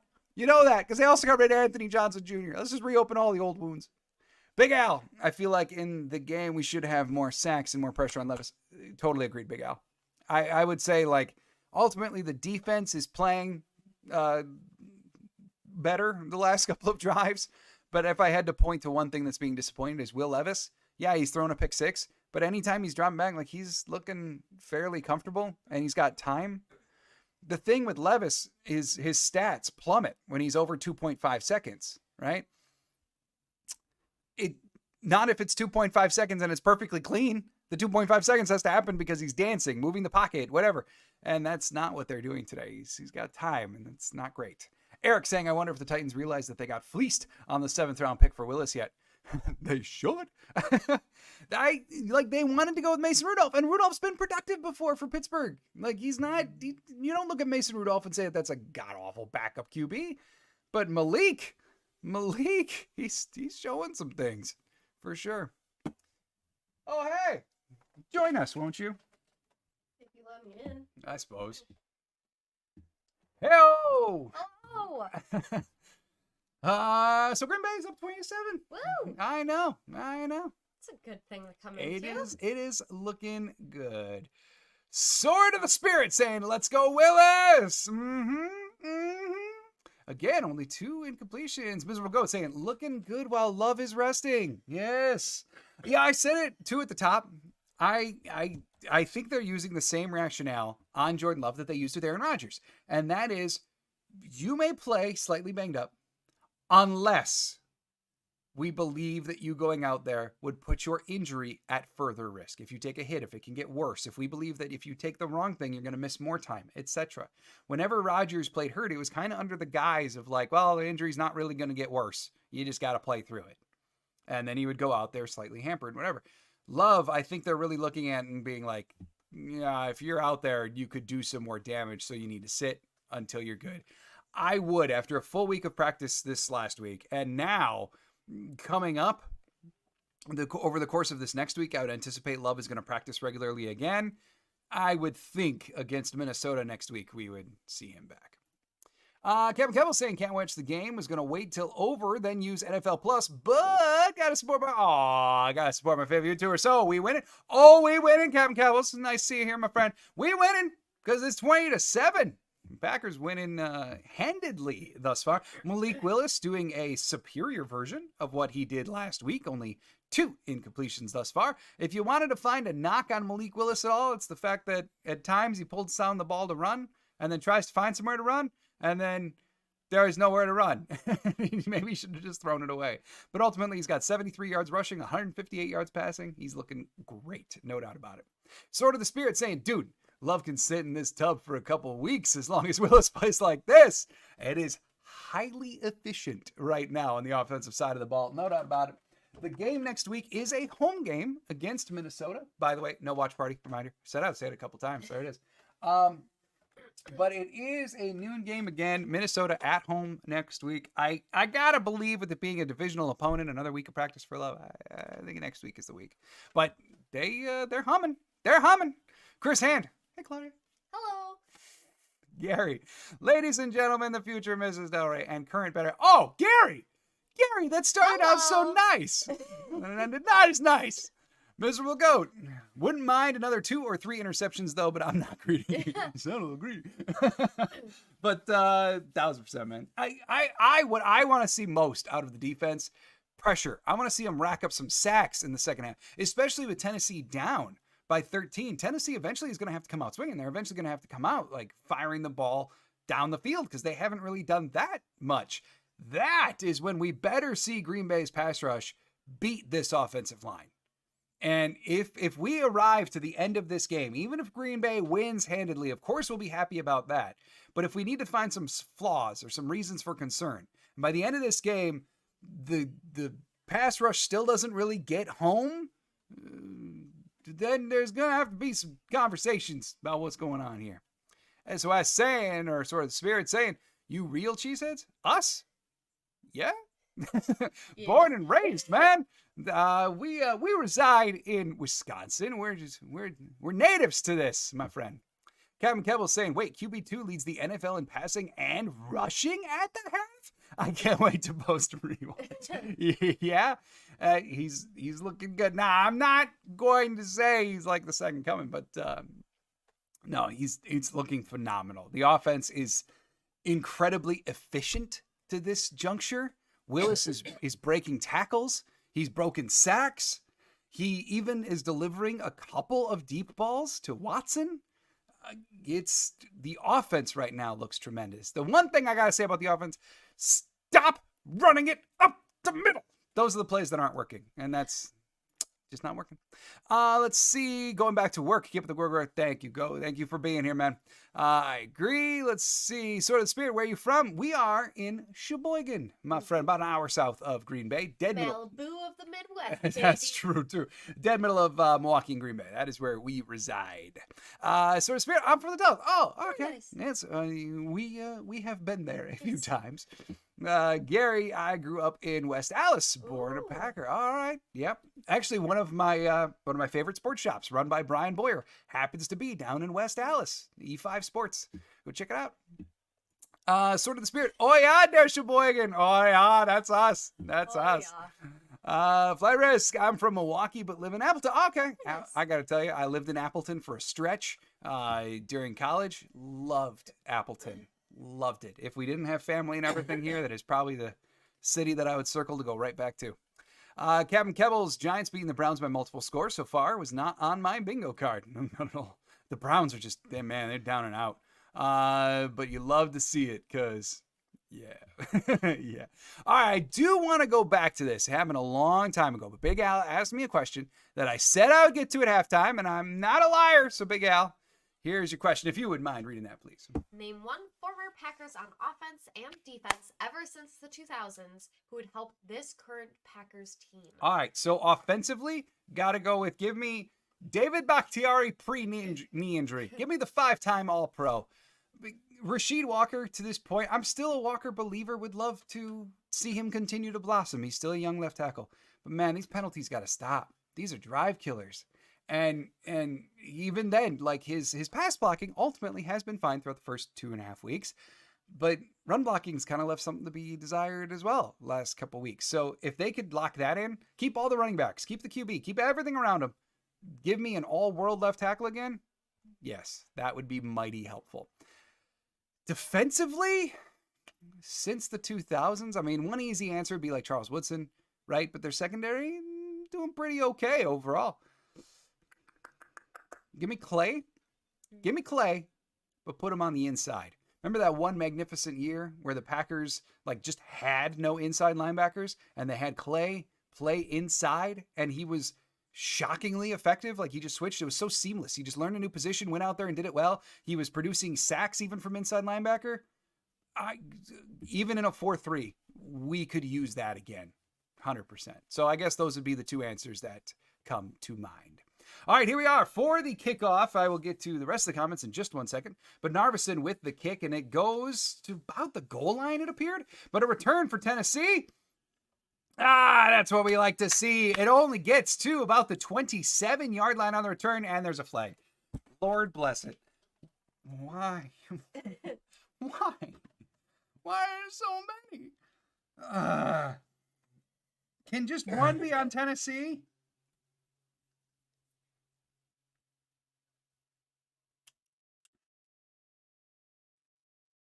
All right, that one's on Tennessee. Okay, all right.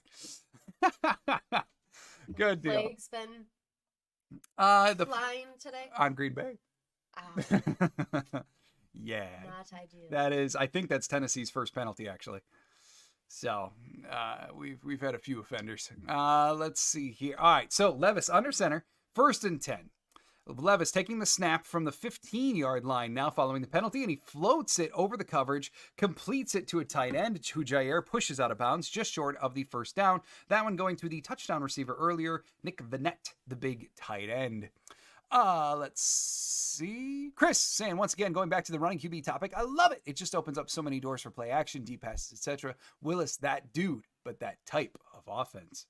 Yeah, the way they are calling the offense right now from Malik Willis is just perfect. And you really do love to see it. It just, everything feels right from Malik Willis over the last couple of weeks. 2nd and 2 now for the Titans. Levis in shotgun. Tony Pollard back with him in the backfield, and that's a completion to DeAndre Hopkins. That should be good for a first down. Eric Stokes in coverage. Looked at first glance as though the Packers were in man, and Hopkins just got a yard separation. Levis hit him. First down Titans. It's going to happen sometimes. I picked the Browns and Pick'ems, getting my butt kicked. Yeah, that's not good. Malik Willis makes Caleb Williams the 5th best QB in the NFC North. It's so true. It's so true. I mean, after this game, the Malik Willis is going to be like an upper half NFL wide QB, if not more. All right, Levis in shotgun takes the snap. Pressure. Kenny Preston Smith, and it's not Kenny. I'm sorry, it's Devontae Wyatt with the sack. There's the pass rush we know and love. Preston getting a pressure with him. Huge sack to back them up. Both sets of pressure coming from the left side of the line there with Wyatt and Preston. And the thing is, too, looking at the replay, neither one of them did anything incredible. They just kind of bullied their O-lineman backwards. Big sack. there for Devontae Wyatt. Mick, please find the tight ends in the red zone. Tucker Kraft could absolutely be a red zone weapon. They got to start going there. All right, 2nd and 15 now. Levis does a whirly bird in the backfield, but eventually finds someone to go to, hits Tony Pollard, but Eric Stokes is there immediately. Gain of maybe 1 on the completion. Sets up 3rd and long for the Tennessee Titans. Kevin Kettle saying. Also, Bears 0-7. Colts leading. Both quarterbacks have an interception. Man. Also, if you have not seen it, AJ Dillon has a podcast where he discussed his stinger, and he and is still played through the Lions game. For example, when Jones was out with an excruciating groin injury, Docs basically said he should take the year off because his arm would go numb lifting it. Oh my word. Okay, Let me get back to that 1 second. Levis taking the snap now on 3rd and 14. He's in shotgun, empty set. Finds a receiver over the middle. Packers understandably playing back, and they don't get the first. Whew! Packers defense was playing back on 3rd and 14, but even on 3rd and long, that's the danger in playing back because they just dumped it over the middle there and completed it to, did I? Force of habit. That was Levis, my bad. But he dumped it over to the receiver. Winds up being a 13-yard gain short of the first down. Makes it now 4th and 1 for the Tennessee Titans as they are lining up in their punt formation, but... Timeout, Titans. Timeout, Tennessee. So maybe they're rethinking things here.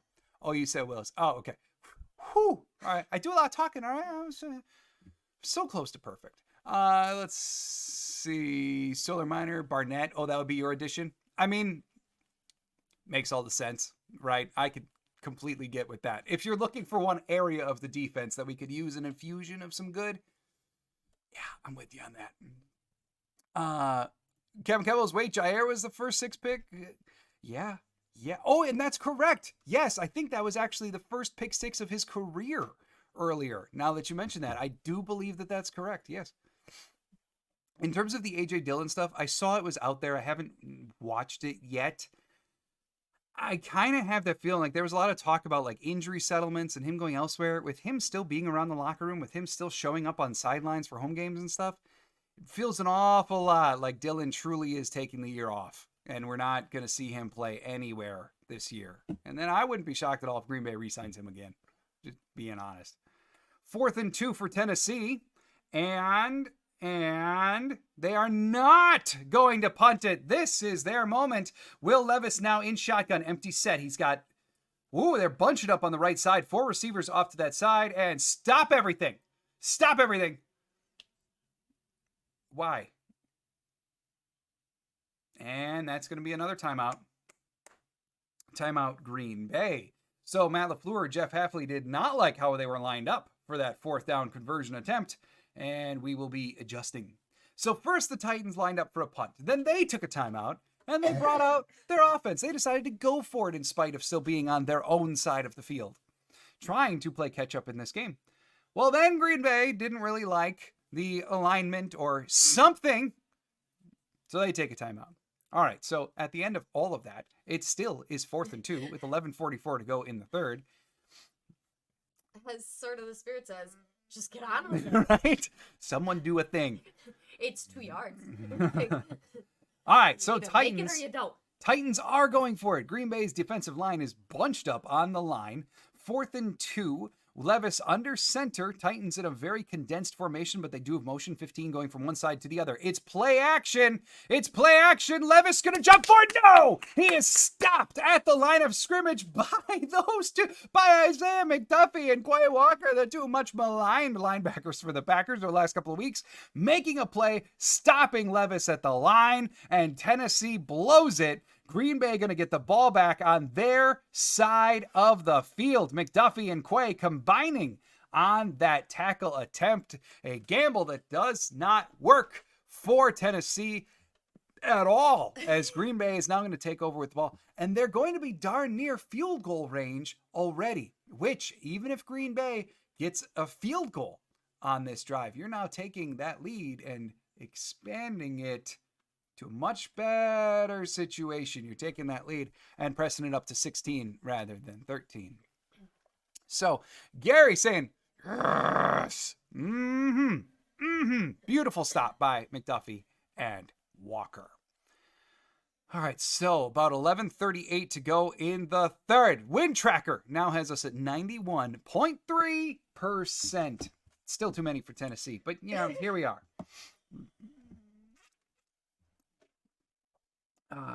Let's see. Would you mind responding to that one? Thank you, Ronnie.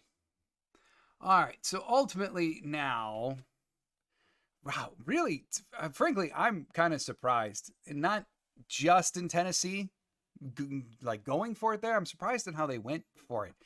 To go for it felt dodgy at best, but then the manner of which it would have felt a lot better the previous play where the Green Bay called the timeout because they were spread out. That could have made some sense. Or even going against Green Bay's front. I know Tennessee hasn't had a lot of greatness running the ball today, but still, going against Green Bay's D, you got to think that running it on 4th and 2 stands a better chance than Levis sweeping out and trying to find someone open on a non-spread pass attempt. So curious play call there, but nonetheless, Green Bay, the benefactors, McDuffie and Walker make a great play, and that indeed gives the Packers the ball. Captain Kebble saying Vikings holding the Texans scoreless. Holy buckets. Damn, next week going to be tough, but Pookie will return. The return of King Silly Body himself is due next week. I agree, Captain Kebbles. Vikings defense is looking good. And they shouldn't be, given their personnel. Brian Flores is out of his mind right now, calling that Minnesota D. Granted, it's early, but Minnesota is looking far better than I think really anyone thought that they would through 2.5 weeks. And the fact that they're holding Houston scoreless, I don't like it. But game is at home next week, and it shouldn't be 90 freaking degrees. All right, so here he is. Malik Willis and the Packers taking over with the ball on the 37. Bo Melton in motion from one side to the other. Willis takes a snap, hands it off to Jacobs, who runs up the middle. That one was a delayed run up the middle out of shotgun, winds up being a 6-yard gain. 2nd and 4 for the Green Bay offense now. Yeah, and now they're showing an overhead of that 4th down play for Tennessee. And, I mean, like, they're going over the options that Levis would have had to throw the ball to, but a lot of them were fairly tight, so he decided to keep it, and that worked out just fine. 2nd and 5 now for Green Bay. Willis takes the snap, hands it off to Jacobs again, going up the middle, but Jacobs this time breaks a couple tackles. There we go. Come on. 7-yard gain for a 1st down, but wait. There's a flag. Oh, David, you point this out every week. All right, fine. Hi. Holding on Elton Jenkins. Back it up. Another penalty on the offensive line. No 1st down. Going to set up like 2nd and 15.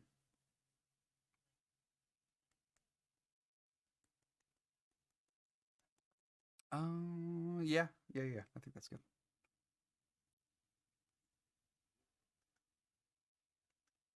All right, so now 2nd and 15. Malik Willis in shotgun. Jaden Reed motioning behind the quarterback. And the pass does indeed go to Jaden Reed, who breaks one tackle. He's trying to find somewhere to go. And he gains a couple. See, I let you talk and then there was dead air. David, I don't know. 3rd down now for the Packers as the offense comes out. 3rd and 10, 10-17 to go in the 3rd. 23 left on the play clock. Malik Willis still only 2 incompletions, 10 of 12 now updated, 163 yards. David saying, truth be told, I sell records, vintage vinyl. Well, then hopefully they're not broken.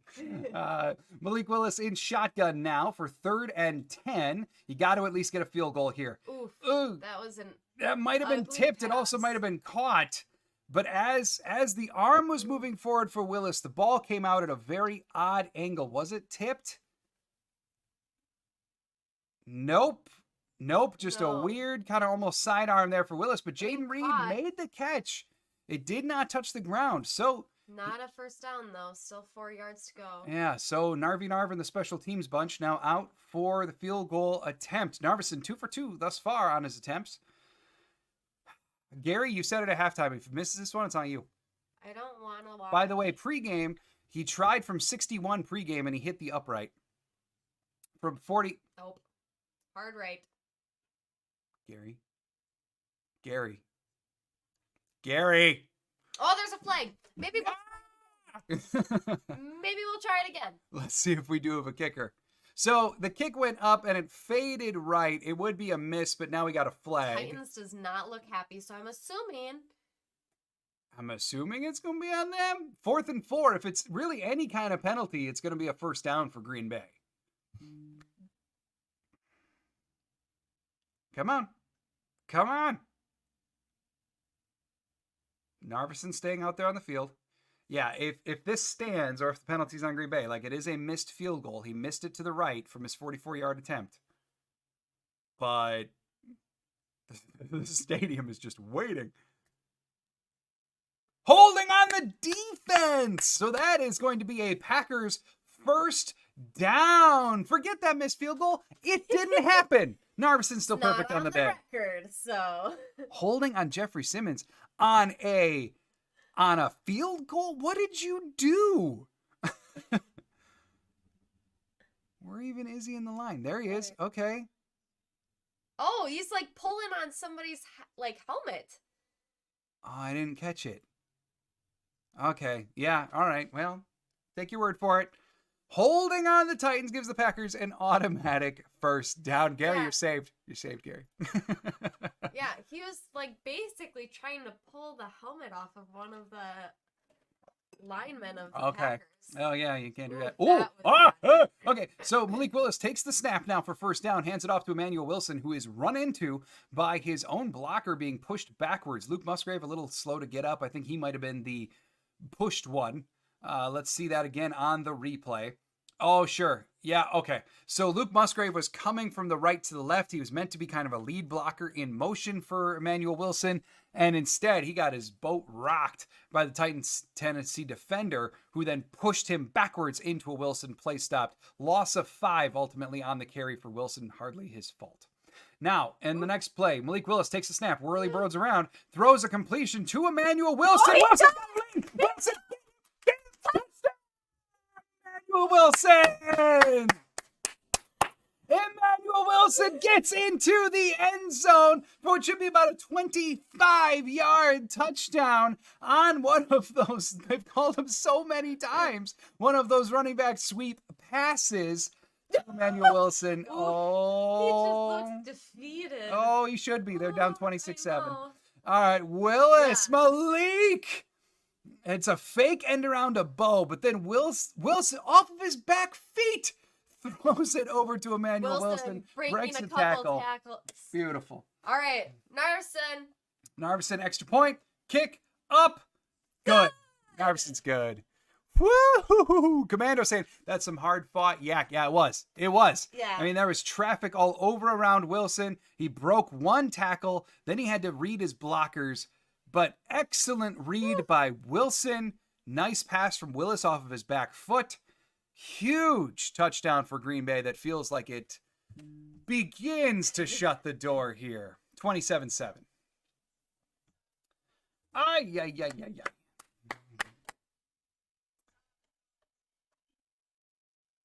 Wow. What a play. Big Al. Finally, a successful screenplay. We're not so good at them, but when they work, they work. Beautiful.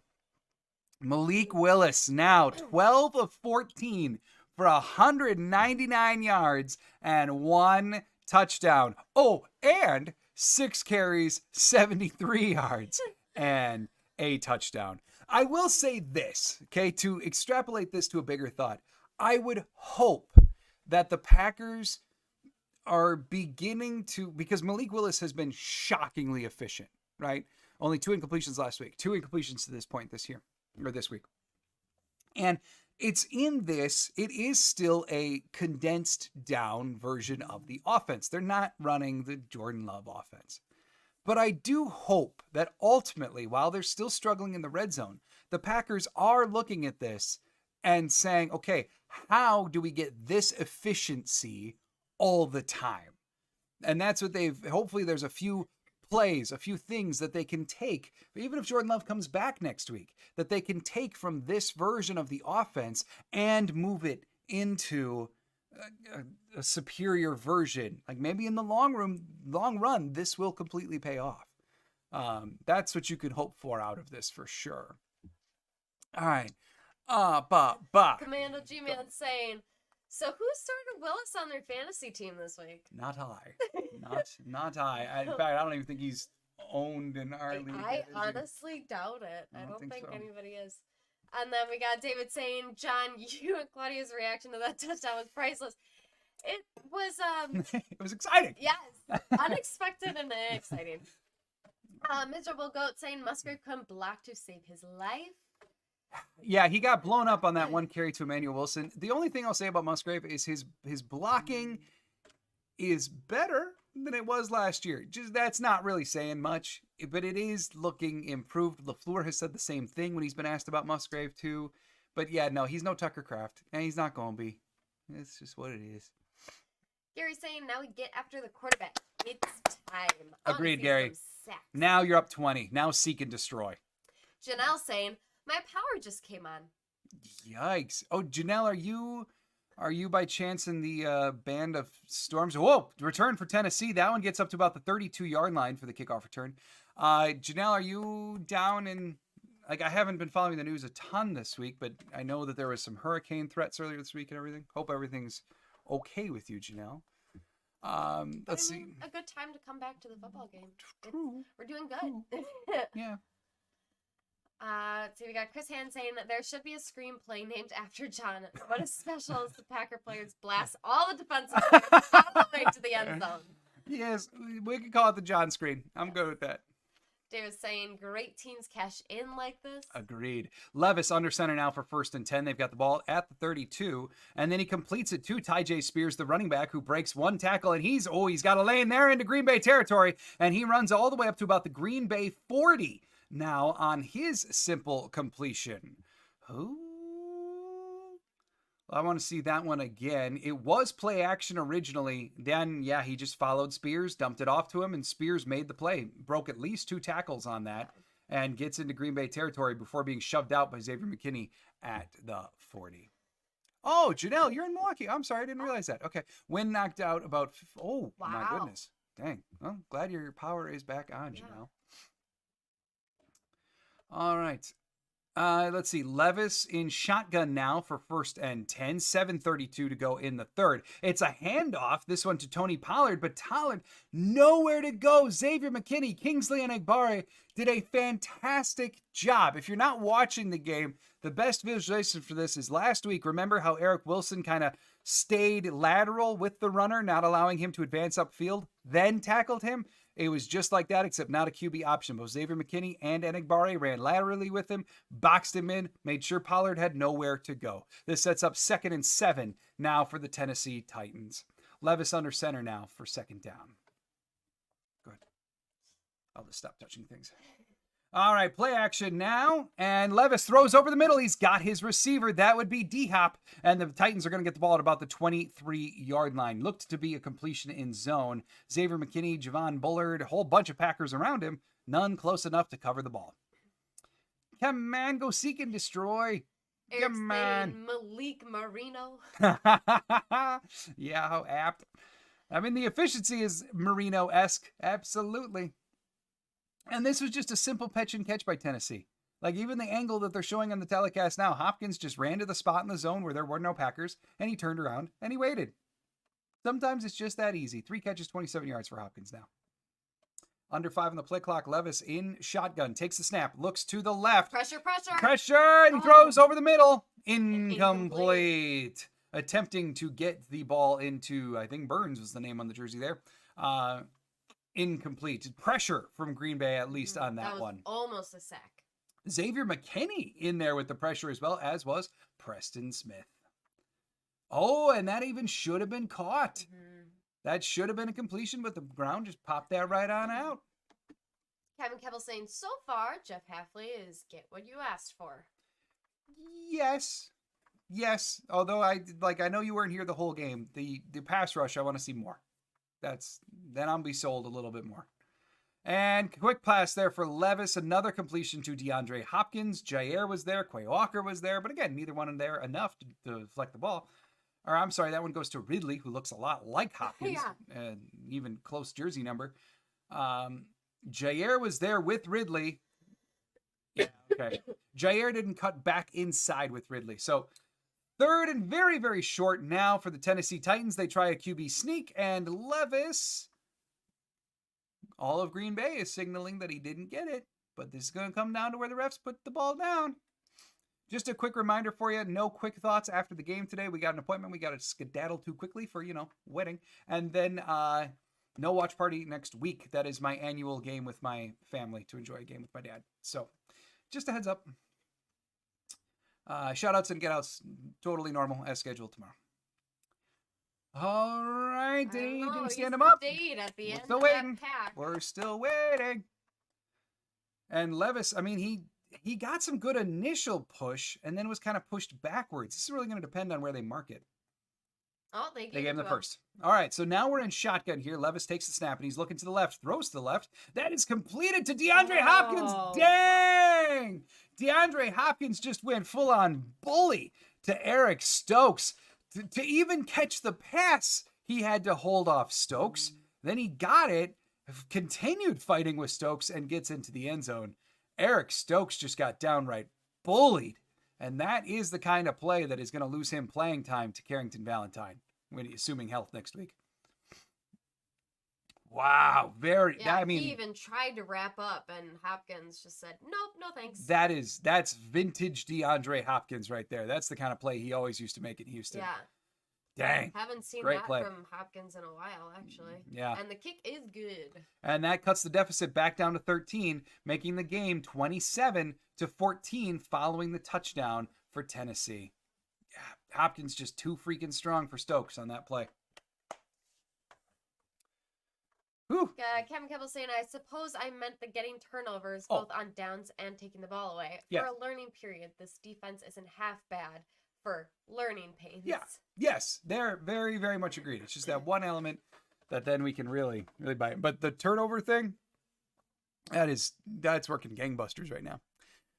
Sort of the spirit. Yeah, Green Bay needs a nice long drive.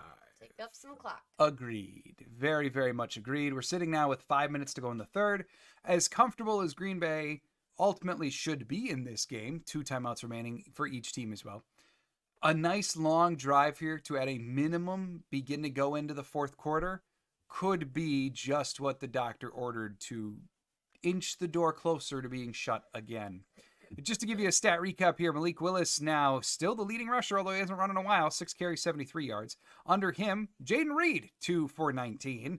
Josh Jacobs, 8 carries, 16 yards. Hopefully you didn't start Josh Jacobs today. He has had a heck of a time trying to run up the middle against Tennessee.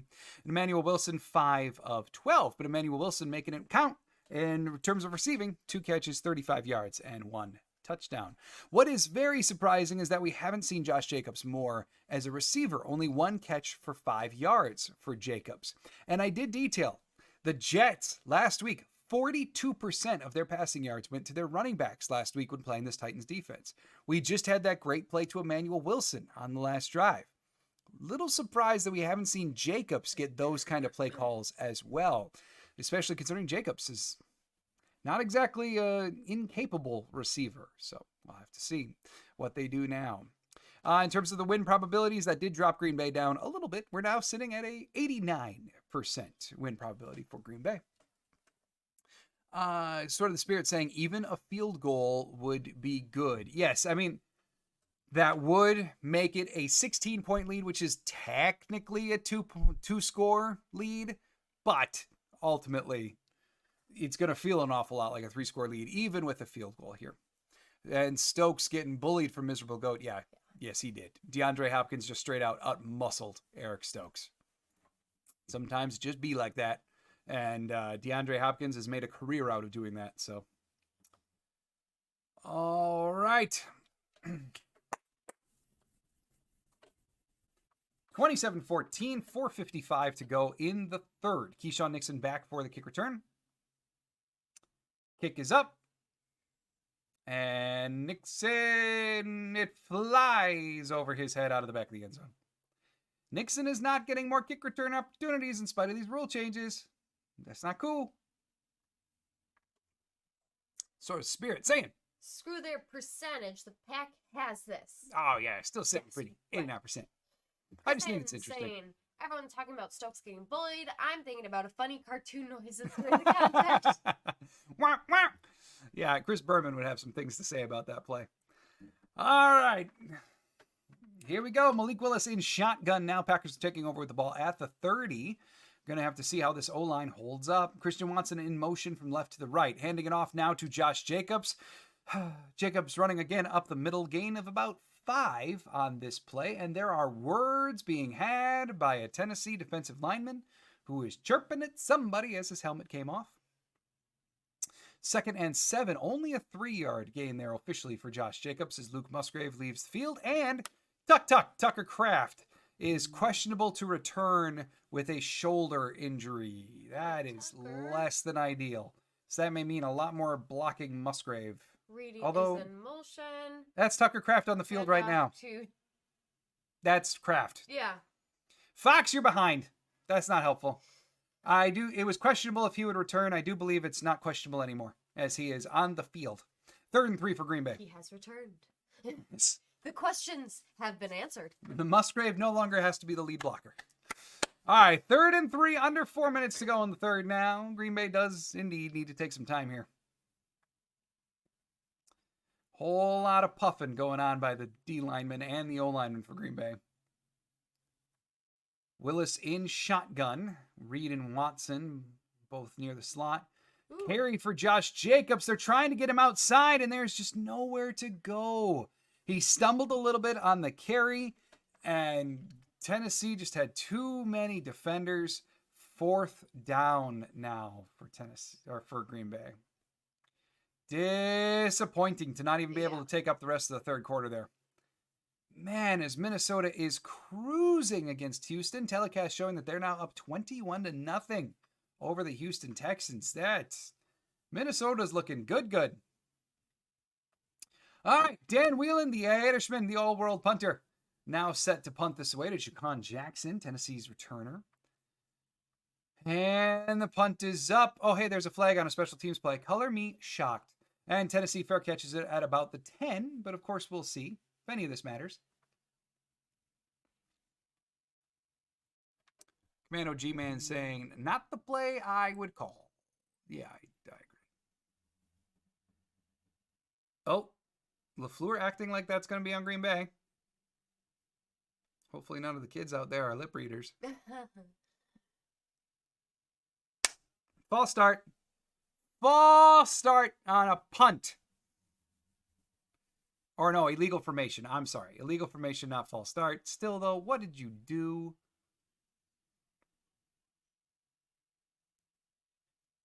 And we're going to be replaying 4th down. So, Dan Whelan gets another chance. Yeah. 4th and 8 for Green Bay officially now as LaFleur is talking to the refs about what do we do? But, come on. I did see, as you're looking at a couple Green Bay fans in the stadium there, Matt Steinman, I felt like, said that he felt pregame that it actually was like at least half Packer fans in that stadium today. All right, Whelan, 4th and 8, back for the punt, 2:53 to go in the third. He takes the snap, punt is up. It's a boomer. And it sails to about the 12-yard line where it's slightly bobbled, but then the Packers can't tackle him. And the return, LVN finishes off the tackle, actually. Return gets to, oh no, that's Tucker Kraft. I'm sorry, I mixed up my high-numbered Caucasian fellas. That goes to about the 28-yard line. Where Tennessee is going to take over with the ball. Hey! So few of them. Yeah, right. Gary saying... Has a different feel now. Yeah, it's... Green Bay is still well in control. They still have a 13-point lead. But now that's not the offensive drive you wish you had in that situation, for sure. And if Tennessee does something here offensively, you are opening a door for them to legitimately get back in this game, especially because you only took 2 minutes and 20 seconds off the clock. Like, at the very least, you needed to occupy the rest of the third quarter, and the offense was unable. They got to get Josh Jacobs going or just stop giving him the ball today. Miserable goat. So because it's election time, we decided to go conservative. Oh, we're not going there. We're not going there, but yeah, they did. All right. 27-14 Green Bay. I mean, Tennessee offensively has got to come out swinging one more time. Sword of the Spirit saying, one stop here is all we need to turn this momentum. True. I mean, if Tennessee can use up the rest of the third on their end and not even get any additional points here, it's going to feel different if we can get into the fourth for sure. But ultimately, like a 13-point lead, it's not insurmountable for Tennessee. So defense has just got to do its job here. Can't allow Tennessee to work its way down the field again. Kevin Kebble's high-numbered Caucasian players felt that, though. It's just true. Okay. I saw one make a tackle. I assumed it was LVN. It's an incorrect assumption. We still have a whole other quarter. Oh, we do. We do. Yeah, I suppose it is. This game's already gone on for 2 hours and 5 minutes. Let's see. Will Levis. See, this is what I mean about Levis. And the too many completions have been easy for Tennessee today. 15 of 19, 157, 2 touchdowns, 1 pick for Levis to this point. But the run defense for Green Bay is doing fantastically. Tony Pollard, 5 carries for 10. Tyjae Spears, 2 for 7. And then Levis only 2 for 4. So we'll take that kind of run defense all day long. But, yeah, Gary, that's a really good point. Seems like whenever Jacobs has a good run, there is a flag on the play. That's actually a really good point. I think you're right.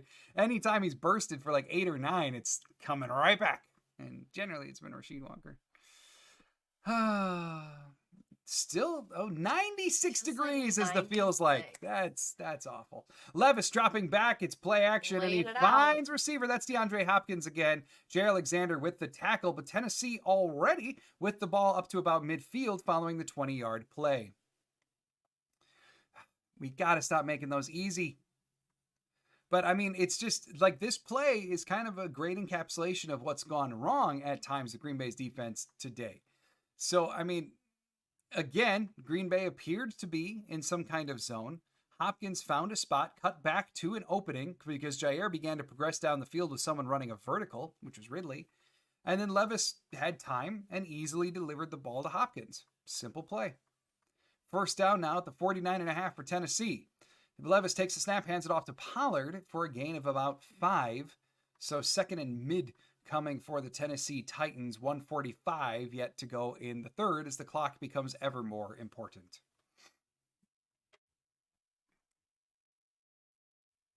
Yeah, the pick 6. Will Levis, 11 of 12, 118 yards and 1 touchdown. Less than ideal for Green Bay's pass defense. The other thing is Levis is getting the ball out quick, and that's when he's at his best. Levis taking the snap. It's play action. He's dropping back. He's throwing, and he's got Hopkins again. Stokes in coverage. These comebackers are killing Green Bay. Yeah.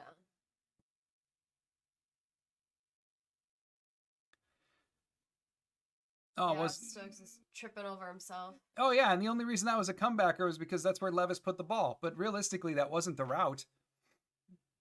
Stokes is slipping, and Hopkins catches the ball, slides right out of bounds. Big play for Tennessee. At least they got to be close to field goal range now.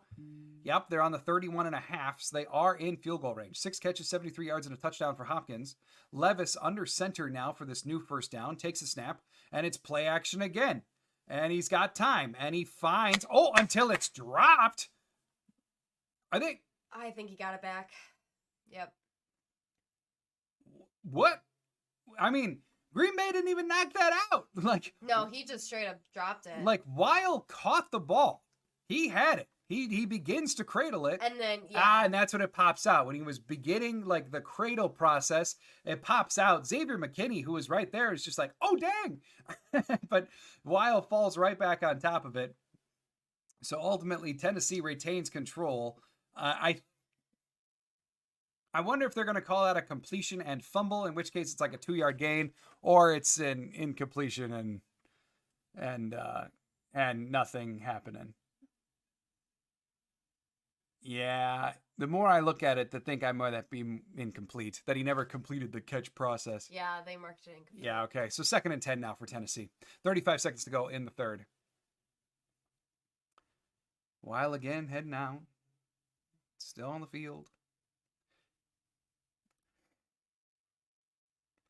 Levis takes the snap in shotgun. Oh, Kingsley! That's Green Bay ball!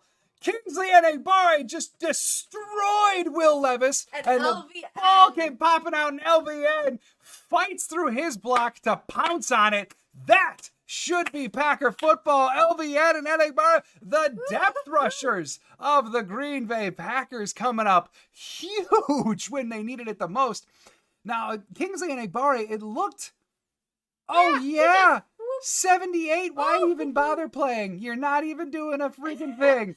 And then LVN just like topples on top of Levis to get the ball. And then just like army crawls over. Yeah, I mean, Petit Frere, like, barely blocked Enagbare at all. Not a pick, but a fumble recovery. Yes. I mean, so like it's... Packers going with a quick offensive formation here, and they hand it off to Emanuel Wilson, who goes up the gut. That should be about an 8-yard gain for the Packers. But it truly was. Like, Enagbare began his pass rush and just very simply like did that to the right tackle, who then fell. And Enagbare went flying into Levis. The ball popped out. LVN then dove on top of Levis to try to get the ball. Army crawled over him to then grab the football and make sure that it's Packer ball. Nicely done. LVN's having a pretty good game. Kevin Kell saying Hopkins bullied Stokes a lot too back in 2021 before he left with injury in a Thursday game. I don't recall that, but that sounds right. That's why Hopkins is so good. Yeah. Like, Hopkins has never been the fastest receiver, but like we watched Devontae do it for years. Like, we knew when Devontae was going up against a thinner, smaller corner that Devontae, it's like you can think of the highlight reel catches in your head of Devontae just straight up being stronger. And that's what we're seeing here a couple times with Hopkins versus Stokes. He's just stronger than Stokes. Third and the Spirit saying Titans are in 4th down territory. They were. They were. Commando G-Man saying, wow, that was a play. Yeah, it was. Saying monsters. That was, yes. What an effort for Kingsley Enagbare and LVN to get that ball. Beautifully done. Flight Risk saying, great play, timely turnover. We needed that. Yes. Defense needed that. Momentum hopefully should carry to the offense. Yeah, they needed that. Kevin Kebbell saying JJ did his best juggernaut impression. Said, I tear you in half now. Yeah. The cool thing is sometimes when you see pass rushes like that, right? Like we can probably think of a couple where the edge rusher or somebody is so easily able to brush the offensive lineman off to the side that then there's this millisecond from the defensive lineman of, wait, like I have no one in front of me anymore. And you see that like momentary hesitation before then they pursue the quarterback. Enagbare there brushed Petit Frere off to the side and immediately was diving at Levis. Like there was no hesitation. There was no shock. There was no anything. He brushed and got there on Levis and delivered a shot. And then LVN just literally rubbing his face in the dirt to literally arm crawl over him to get the ball. That was really great to see. Sort of saying game changer. 100%. Kevin Kell saying Loch Ness monster appearance. I mean, the fact that he was army crawling just really makes it great. better. That was great. Well, and LVN now, let's see. That is his first tackle in the game. He's got 1 sack, 1 tackle for loss. Oh yes, he had a big QB hit earlier. That's what it was. So LVN, he's finding a way to be productive today. We need to see this out of Rashawn next. 2nd and 3 now for the Packers as... Ooh. What's going on? Somebody ran and looks like it got a first down. Yeah, it did. It was a carry for Emanuel Wilson. 4-yard run gives the Packers a first. They now have the ball up to the 42. Oh, fireworks shot off at the end of the 3rd quarter, which means that it's foggy. Yeah, the difference between the third quarter, what you could see, and the fourth quarter is quite, like, it looks like they're playing in a wildfire Yeah. right now. It's Just- too just humid a for that kind of bland crap. one. All right, so now Malik Willis in pistol takes the snap. He's dropping back, and he throws over the middle to Luke. No, that's Tucker Kraft. Getting my assumptions wrong again. Tucker Kraft makes the catch, gain of a couple, sets up second down now for Green Bay. Just over 14 minutes to go in the game. Still only 2 incompletions from Malik Willis, and now he's over 200 yards passing. Look at that. It's a thing of beauty, I tell you. Malik Willis, they got their backup quarterback, friends. My goodness. 13 of 15, 202, 73 yards rushing, 2 total touchdowns. All right, pistol formation now for Malik Willis. He takes a snap and he hands it off. Who gets stuffed? And that's a carry for Emanuel Wilson that gets Nowhere. maybe 1. Yeah, I got 1. Yeah. Wow. 3rd and 6. Kevin was saying, "Oh, a foggy game just now." Smoky. Yeah, It's not even fun. It's just smoke. smoky fourth quarter. Because why not? Yeah, we got the captions on, and it looks like the telecasters, the play-by-play guys, they were describing that some fireworks went off at the end of the third, and the smoke didn't like lift out of the stadium. It just kind of came down instead. But it looks like it's getting better now. 3rd and 6. Saying, "I'll take a field goal." Mm-hmm. Any points Agreed. are good Anything. points. Flag Oh, on the we got a play. deep ball, and it's not a good deep ball, but it's a thing that happened. Romeo Dobbs was the deep receiver there. He was thinking that it was going to go to the outside shoulder and to about the 1, but then the ball just kept on going to about 2 yards deep in the end zone. It would have been his inside shoulder. Miscommunication. Well, and I think Willis was just trying to air it out because there was a flag. It also doesn't matter. Illegal formation on Zach Tom. Penalty is declined. Another offensive line penalty for the Packers. All right, so 4th and 6 now. That does not count. Malik Willis still sitting at 2 incompletions. But 4th and 6, and Green Bay is going to go for it. They're Don't in. run it up the middle. They're in Don't shotgun. Run it up the They're middle. at the 39. So rather than trying an uber long field goal, this would be like a 58-yard field goal. Rather than trying that, they're keeping the offense out. 10 to go on the play clock. Malik is trying to draw him off sides. It is not working at all. 5 seconds to go on the play clock. We're still not taking the snap. We are still not taking the snap. We're going to punt it. And they let it go to delay a game. So it was that thing again. We've seen LaFleur call that again and again and again, where they try out the offense. We get excited because we think that they're going to go for it on 4th. And then they don't go for it on 4th. But basically, so you take the delay a game here. You back it up 5 yards. And now you would think this is going to be a Dan Whelan punt to hopefully pin them back. As the telecast is showing, like Narveson has hit from the high 50s before. That would have, prior to the delay of game penalty, would have been about a 58-yard field goal attempt. In pregame today, from 61, he had the power, but he hit an upright, according to reporters who are actually there. So the punt goes to about the 10 and then is returned, gets it up to about the 21-ish in terms of the return. So now, and Egbari and someone else jawing at each other following the return. And so Tennessee going to take over with the ball at about the 21, 12:52 to go in the game. Kevin was saying, trying to draw the both sides. It is not working. I chuckled too hard Just at that. fact, man. Yeah. Yeah, they were trying, and it like Tennessee was not even remotely close to jumping. They were just statuesque. One dude just stood straight up because Yeah. he just knew that they weren't going to do anything. They knew. Plus, the other thing too is you're sitting there about a 58-yard field goal, right? If they would have gotten them delay a game, generally they call that when it's like 4th and 4, and if you do get them to jump off sides, then you get a first down, right? That's most of the time that we see LaFleur call it. There on 4th and 6, it would have given them a 4th and 1.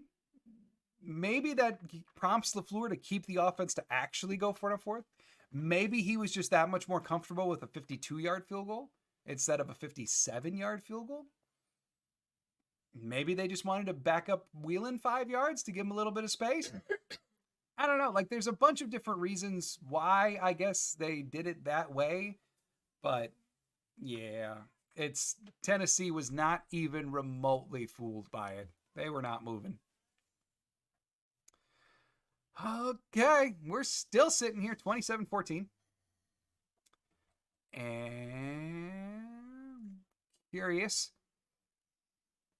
Green Bay now sitting at a 94.2% chance to win this game, according to ESPN. I like that. I don't put any stock in those things at all, but it's just fun. I don't know. I find it interesting to track because I don't know what math goes into it, but it's interesting.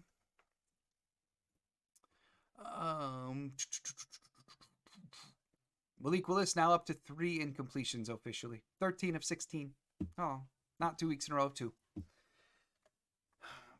But Josh Jacobs, what a line from Josh Jacobs today. 11 carries, 23 yards, a 2.1 average. Josh Jacobs long on the day, 6. Yow. A completely different story than last week, like we suspected it could be. Tennessee is so superior up the middle. But still disappointing to see. As we see some bits of Nashville. 27-14, Green Bay. 12:52 to go in the game. And Tennessee lined up at the 21-yard line. Levis in shotgun. Calvin Ridley in motion. And it's play action. Levis looking for somewhere to go as the pocket collapses, but he dumps it off to his running back, McDuffie, with the tackle. Seems like, at least at first blush, McDuffie is having a much stronger game today than the last couple of weeks. At the very least, a very clean tackling game for McDuffie as he brings down Spears for what should be a moderate game. Oh, and the Tennessee Titans are bringing in their backup at right tackle as Petit Frere has been benched, it appears. Woof. Well, you let Kingsley Enagbare do that to you. That's true. And Levis takes a snap on 2nd and 4. It's a quick pass. Green Bay has no one there. Complete to 16. Jaire Alexander with the tackle on Treylon Burks. Jaire Alexander is not happy with how he got pushed down on his face. I'm not sure that he was happy with the coverage either, because Green Bay looked to be switching something. Ooh, go Saquon, go. I got him on fantasy team. They looked to be switching something in the back end. And then when Tennessee snapped it, Treylon Burks was left all alone. Not like streaking down the field wide open. It was only a 6-yard gain. But there was no one there. And I don't wonder if Jaire wasn't supposed to have him or didn't know he was supposed to have him. Something to that effect. Levis in shotgun again. Takes a snap. He's looking over. And he hits his check down and Tyjae Spears. Isaiah McDuffie again with a clean tackle. Quay Walker helping finish it off. 3-yard gain on the play for Tyjae Spears. 11:20 now to go in the game. Levis, still too good of a stat line for Will Levis. 2nd and 7 now for Tennessee.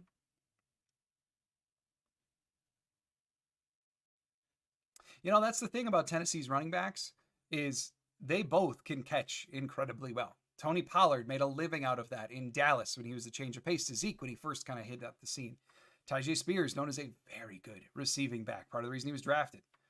So now Levis takes the snap. It's a shotgun. Nixon with some pressure, but we're going deep. Oh. We're going too deep as it throws over the head of Xavier McKinney and Eric Stokes and Treylon Burks. Incomplete. It's going to be 3rd and 7 after everyone jogs all the way back. I mean, that was a good 50 air yards. Yeah. I wanted Xavier McKinney to just go. Right. McKinney. The problem was the throw was also not only was it kind of past the receiver, it also was a little bit to the right.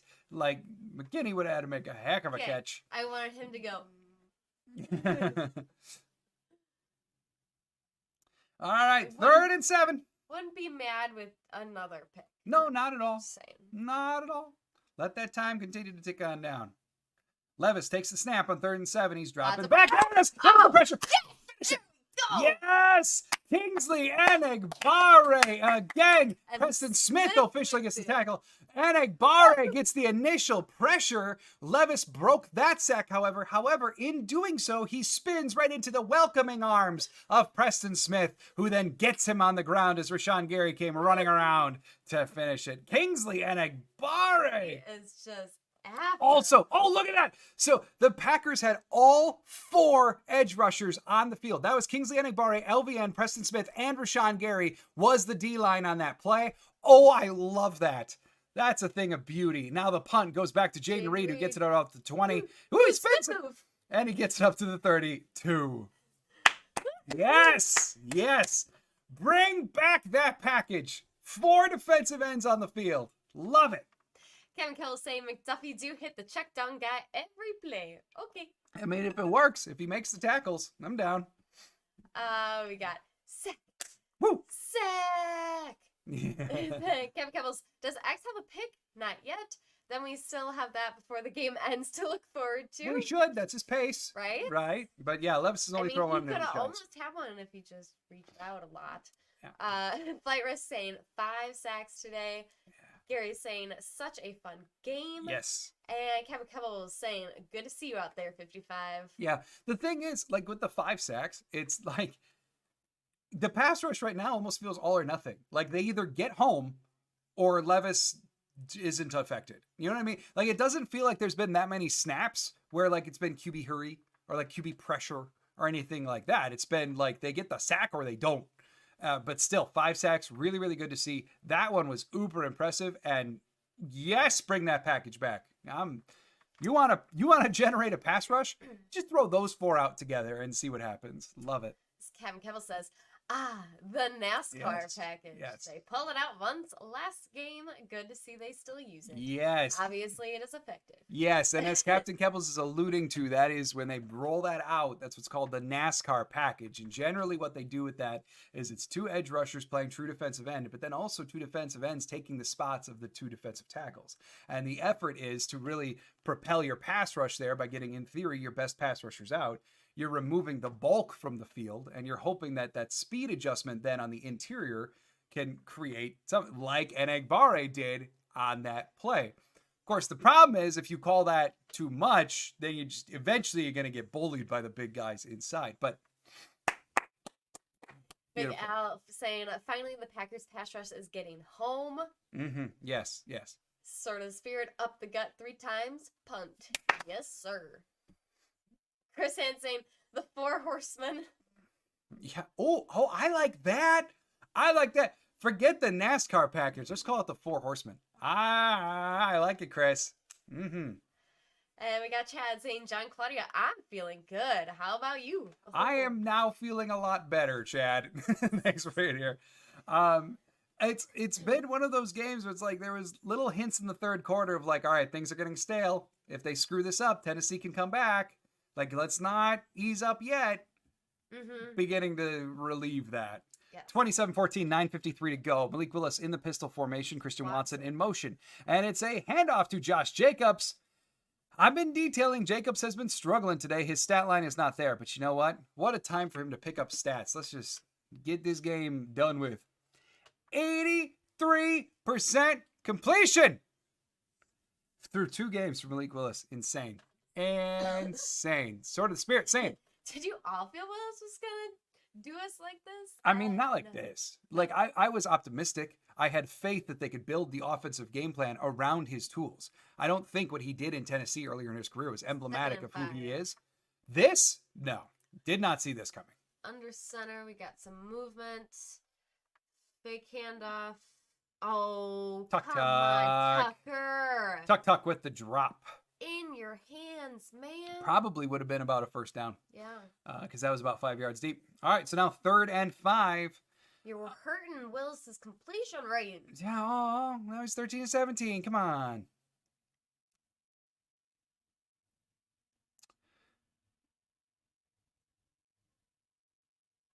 All right, Kevin Kebbles.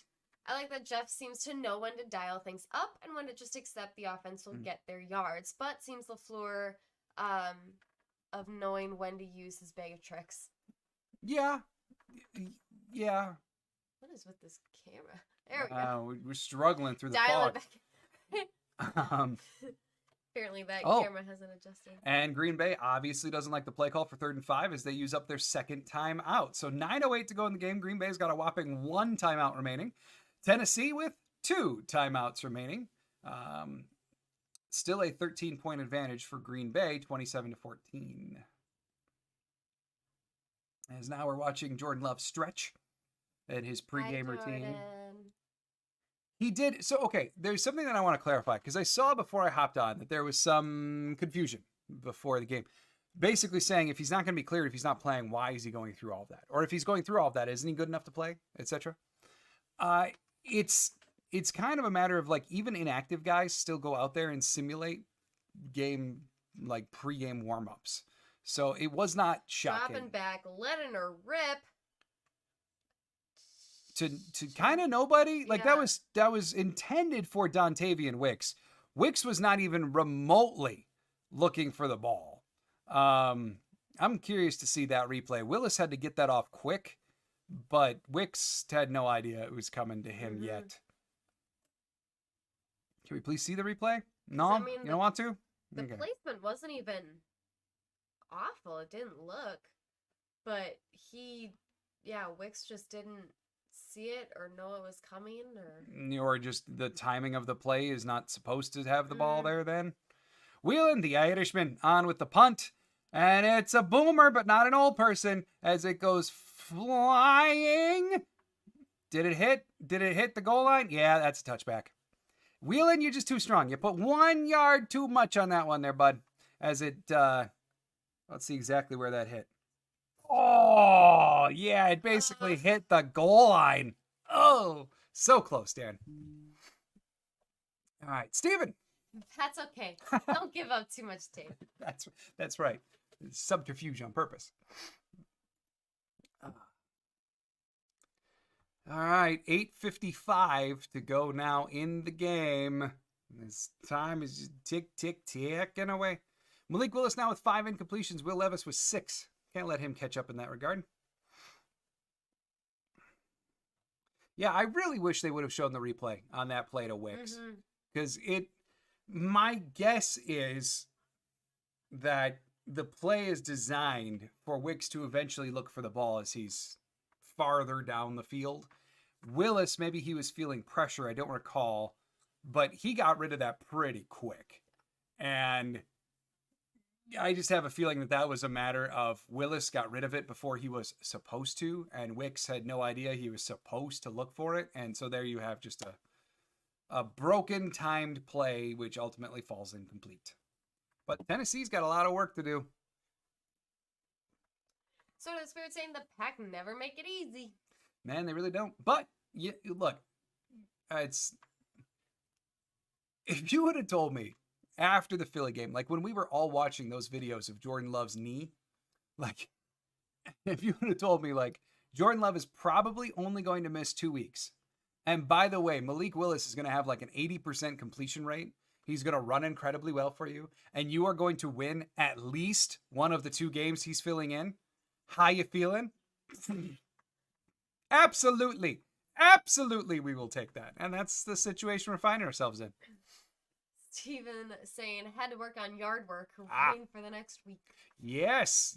Saw that. And it's like the temp is supposed to drop like 15 degrees or like that happened today, I guess, here. And it's actually, it's still raining. It is raining right now. It has been raining since last night. Yeah.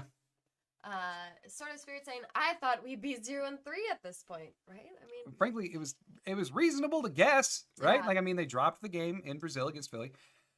And then it was reasonable to think like they weren't going to pull it out against Indianapolis. And it certainly was reasonable to think like today, it's okay, the magic is worn off. No, I think the Packers are kind of just that good. And we're seeing it. But they got to finish the job today.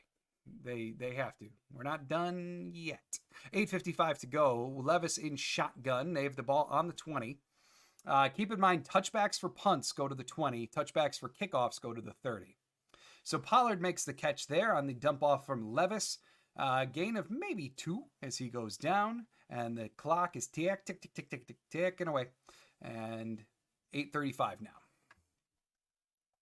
Cam Kevel saying Packers have the highest points scored this week so far. Second place is the Broncos at 26, just as we all predicted. Yes, and I saw the Saints, which have thrown up like 45 each week, suddenly have 3. You love the first quarter of football. I mean, first quarter of the season, because it's haywire.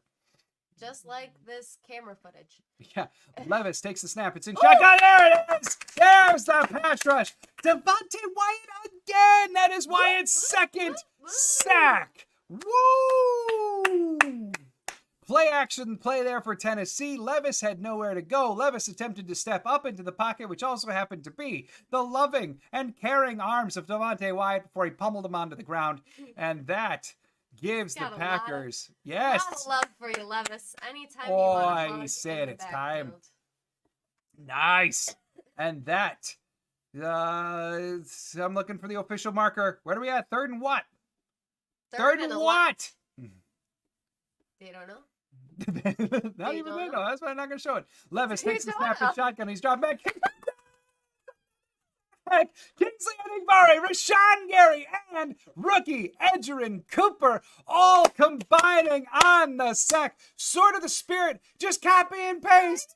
Just copy and paste because it happened again. Kingsley Enagbare, have yourself a game. By the way, look at that. Look at those four. That's the four horsemen again, plus a blitzing Edgerrin Cooper.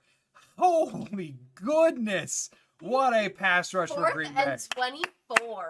Yes. Yes, and a punt. They nearly got in there to block that one, but that goes flying back to about the 37 where Jaden Reed makes the catch, and then he's finding somewhere, and he dances a whole heck of a lot just to gain 2 yards on the punt return, and then he's shoved out of bounds. 6:40 to go in the game. Green Bay maintaining their 13-point lead. All right, Green Bay, got to take a little bit of time now. We got Sack! Another sack! Yes. Janelle saying that was awesome. I Mhm. don't see Barry ever doing that. No. I mean, Barry experimented a little bit. He experimented more in his earlier tenure with like odd formations, like I don't think he ever called NASCAR or anything like that. But he at least had some. There was like psycho That's the package. aggressiveness that we were all asking But for. that's a thing of beauty. All right, now 1st and 10, carry for Emanuel Wilson. And Who Wilson. takes a negative into a positive. It looks like it looked like he was gonna even maybe get a loss of yards, and he took that and gained 6. Yes, indeedy.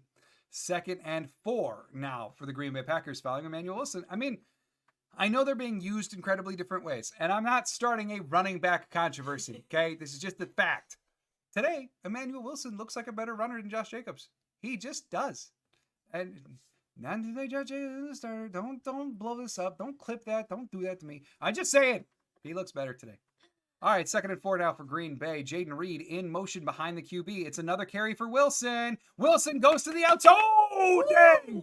Emmanuel Wilson goes to the outside. He then tries to leap over a defender who tries to decapitate Wilson because he didn't go down. He went up, and they meet in midair.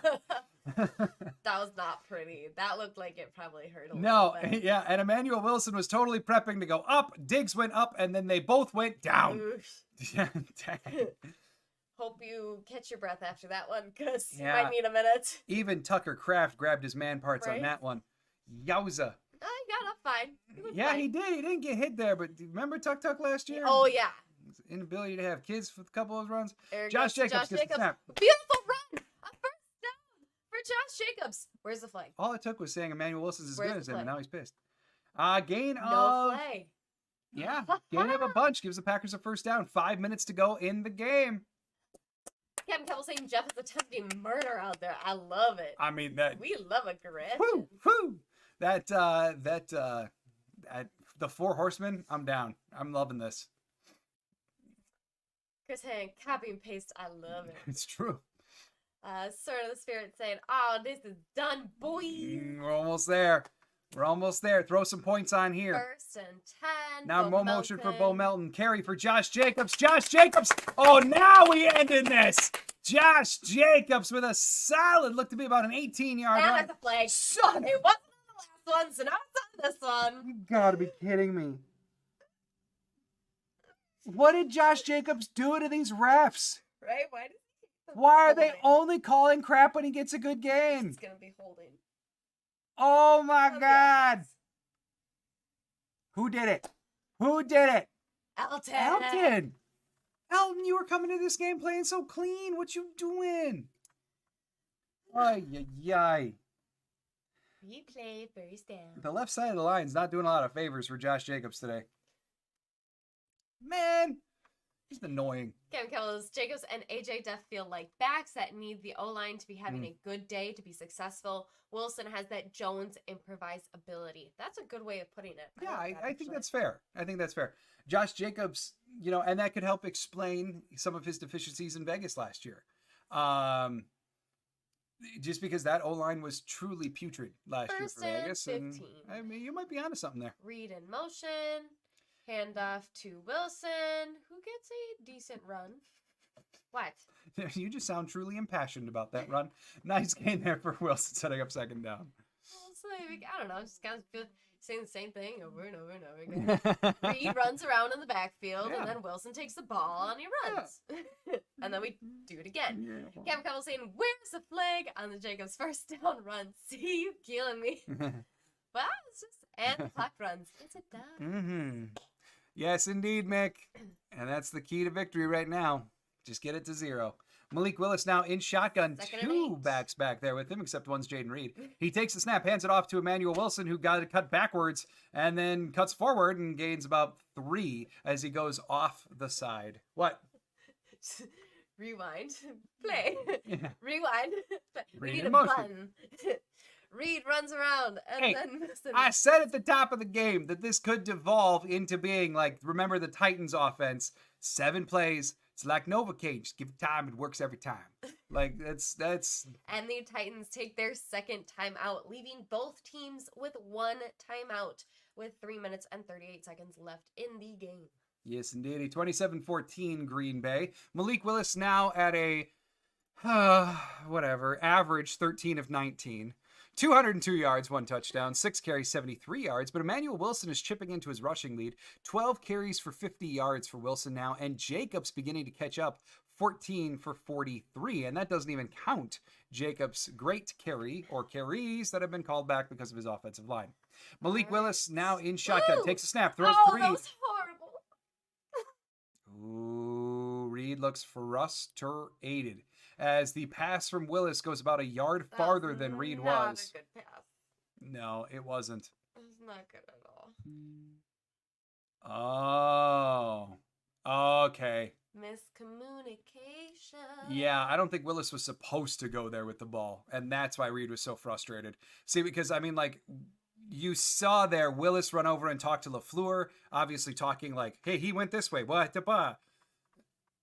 New QB pains on that one. And Jaden Reed was frustrated.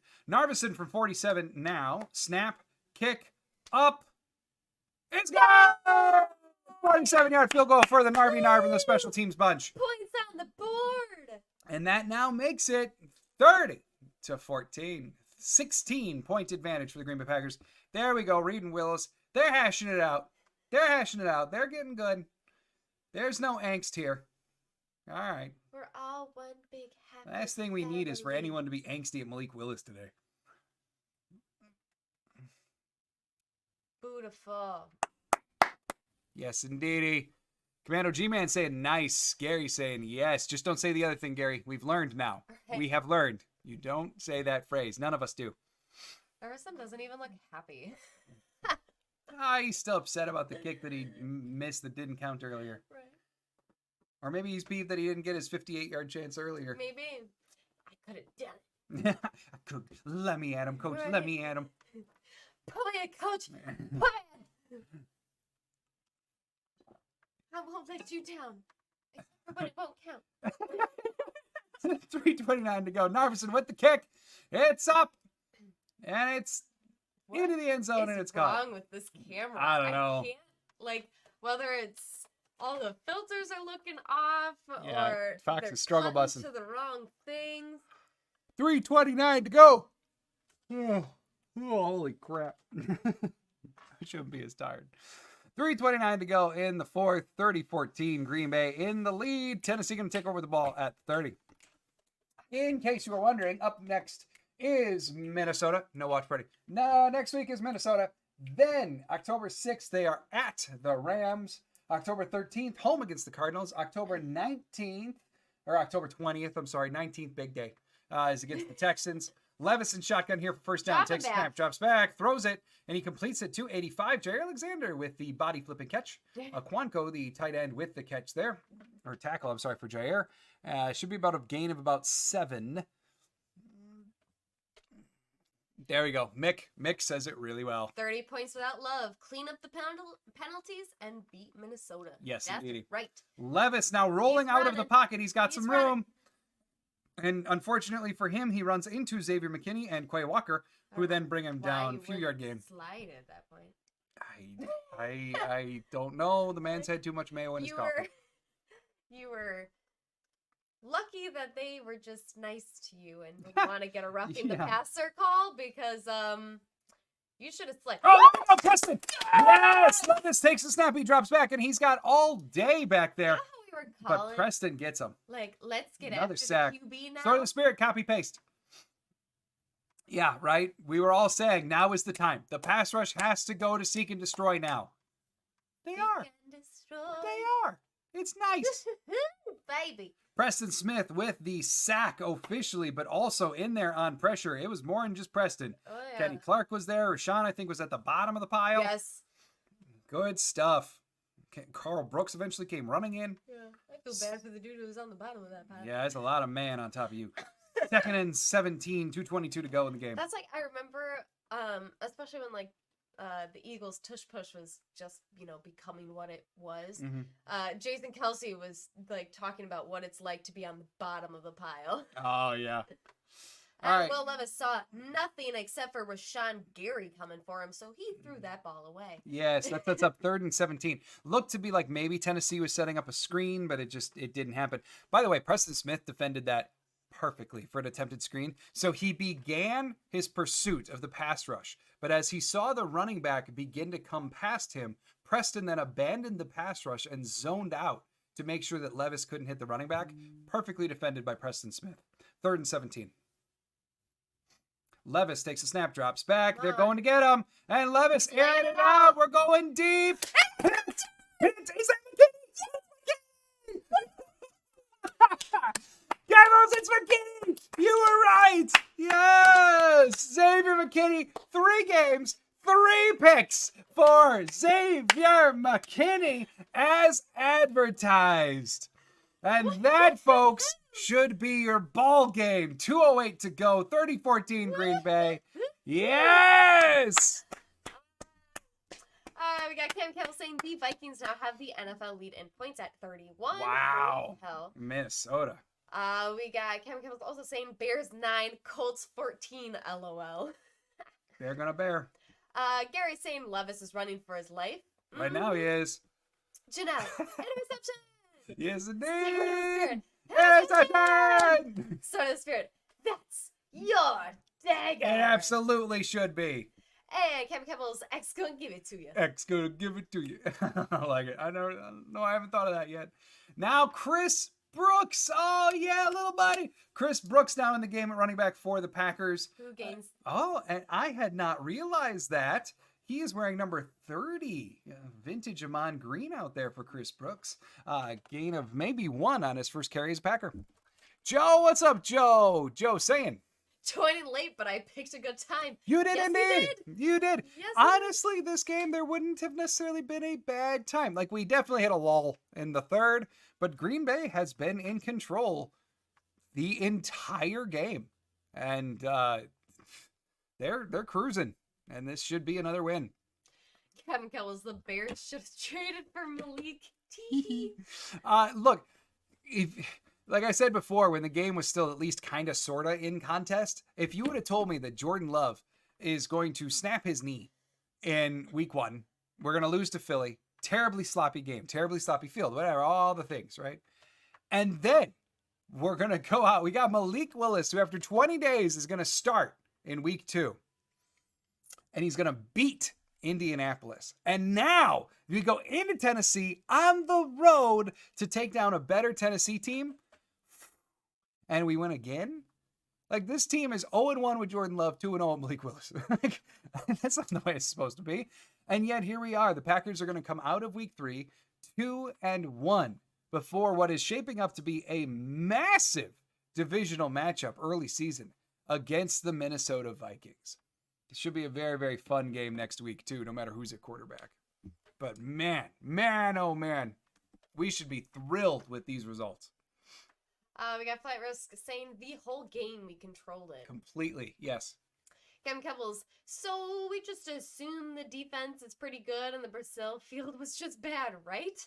I think. Yeah. I do really want to see him against Minnesota. The way that Minnesota is just putting up point after point lately, the way Kevin O'Connell is calling a game for Sam Darnold.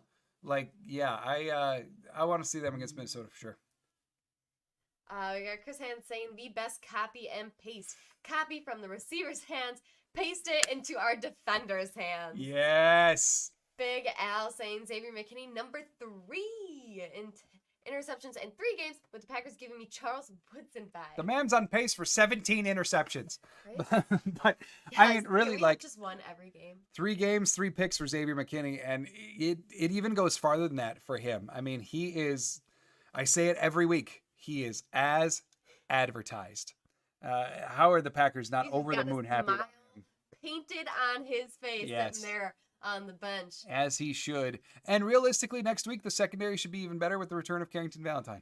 All right, Assuming we he got can. Bo in motion. Hand off again to Brooks, this is where you can make your name for yourself. Gaining a few there, setting up 3rd down. Stay on your feet and break those tackles. Just 2 super quick reminders. 1, no quick thoughts video after this game. You're going to hear from me next tomorrow for shout outs and get outs. That's totally as scheduled. And then no watch party next week. Everything's normal this week, but no watch party next week. It's my annual game to watch a game with my dad. So that's going to be next week, Sunday. So if you are watch parties only with us, see you in 2 weeks. All right, and the Titans are using their final timeout. Green Bay still has 1 left with 1 minute 53 left in the ball game. By the way, if you're also only watch parties with us, stop it. Check out the other content. Yeah. Mm-hmm. But thanks for being here. Yes. All right, 3rd and 7 now for Green Bay. Malik Willis takes the snap, hands it off again to Chris Brooks. Brooks trying to find something. Gets Brooks stopped at the finds line. nothing. He Nothing. finds Tennessee Titans. So 4th and 7, Tennessee is out of tight end. So we're going to let this roll on down to about a minute left in the clock. And then we're going to see Dan Whelan, the Irishman, come out for yet another punt. Kevin Kebbels, I'll admit, I wanted us to trade for Josh Dobbs. Well done, Goody, scouting staff, QB2, and LaFleur. Yeah, I mean, all the credit in the world really goes to LaFleur, right? To build a game plan around this. There was reason to be skeptical. Like, Malik Willis got dealt a bad hand in Tennessee. Like, we can say that outside of his success in the last 2 games. He was dealt a bad hand. And then to pick him up, but for LaFleur to build an offense around him that would work. Great work by LaFleur. Willis obviously deserves a ton of credit. Gutekunst to not be happy enough with Clifford and to go pursue something else and to get it for a 7th deserves credit. The Packers should feel very, very strongly about where they are organizationally right now. It really, truly is 2 big wins for the Green Bay Packers. All right, so the Packers use their final timeouts. No more timeouts left in the game. A little bit over a minute left today. And the Irishman, Dan Whelan, is on the field. Thank you. You don't need to laugh. It's fine. Gavin Kebbels, it sounds so silly, but X being on pace for 17 interceptions. That's just, damn, you can stop laughing. Gavin Kebbels, also like the video stream, people. Thanks, Kevin Kebbels. Don't forget to subscribe. We also have a Patreon if you are looking for a way to support. All right, 1 minute to go in the 4th. Good job, hon. 30-14 Green Bay. Tennessee, just run. Just run out the clock. We don't need to sit here for another 20 minutes for you to do pass plays. You're down by 16. It's done. So they get the ball on the 27. And they're going out there in shotgun. I don't know. I could do a couple more sacks. Yeah, all right, fine. Maybe another interception. I mean, all the vets on defense are still playing because there's Preston and Rashawn. And there's, someone got another hit on Will Levis, but Eric Stokes makes the tackle following the completion. Completion is good for about a 6. Tennessee going in hurry up. I think Levis just wants this game to be over. He's sick of being hit. Yeah, I mean, that was either Kenny Clark or Carl Brooks. One of them delivered a shot on Will Levis as he was getting rid of that ball. 2nd and 4, dropping back. 2nd and 4, And and it's a completion again Truman- to 81, and he goes out of McDuffie bounds. Stuff trying to keep him in bounds. McDuffie, you got to keep him First in. down. 32 seconds now remaining. Clock is stopped. Kevin Campbell saying, I'll forever wonder why the quarterback we drafted didn't make the cut and what they saw Willis have instead. Goody gonna write a hell of a book in 12 years or so. Should title it Fire Food 2020. Yeah. Dating through all of the Rodgers stuff and everything. Goodikkunst could tell one hell of a book, no doubt about it. But I think Clifford had a really, really bad training camp. Really, really bad. And Michael Pratt wasn't exactly a lot better. So there we go. Completion to Tyjae Spears. They're now into Green Bay territory. He's up to about the 47, but the clock is tick. And as he did not get out of bounds. 13 seconds to go in the game. Will Levis getting out everyone up. Freddie Roper sneaking in here to say, McKinney, Defensive Player of the Year. I'm down. All right, he's Will Levis trying to find somebody. Clock is now at 0. Tackle made by McDuffie. That's your game. is your ball. Woo! Gary Free saying lots of fun. Great game. Thanks for hanging out with us today. Absolutely. I'll be back tomorrow with shout outs and get outs. No quick thoughts today. But thanks everybody for being here. It was a really, really good time. First franchise win in Tennessee for the Green Bay Packers as they are now 2-1. 2-0 with Malik Willis. Huge game next week against Minnesota. I'm excited to cover everything this week and start getting ready for a big divisional matchup. So thanks everybody for being here. It means a lot to us. We will see you soon. And as always, go Pack, go.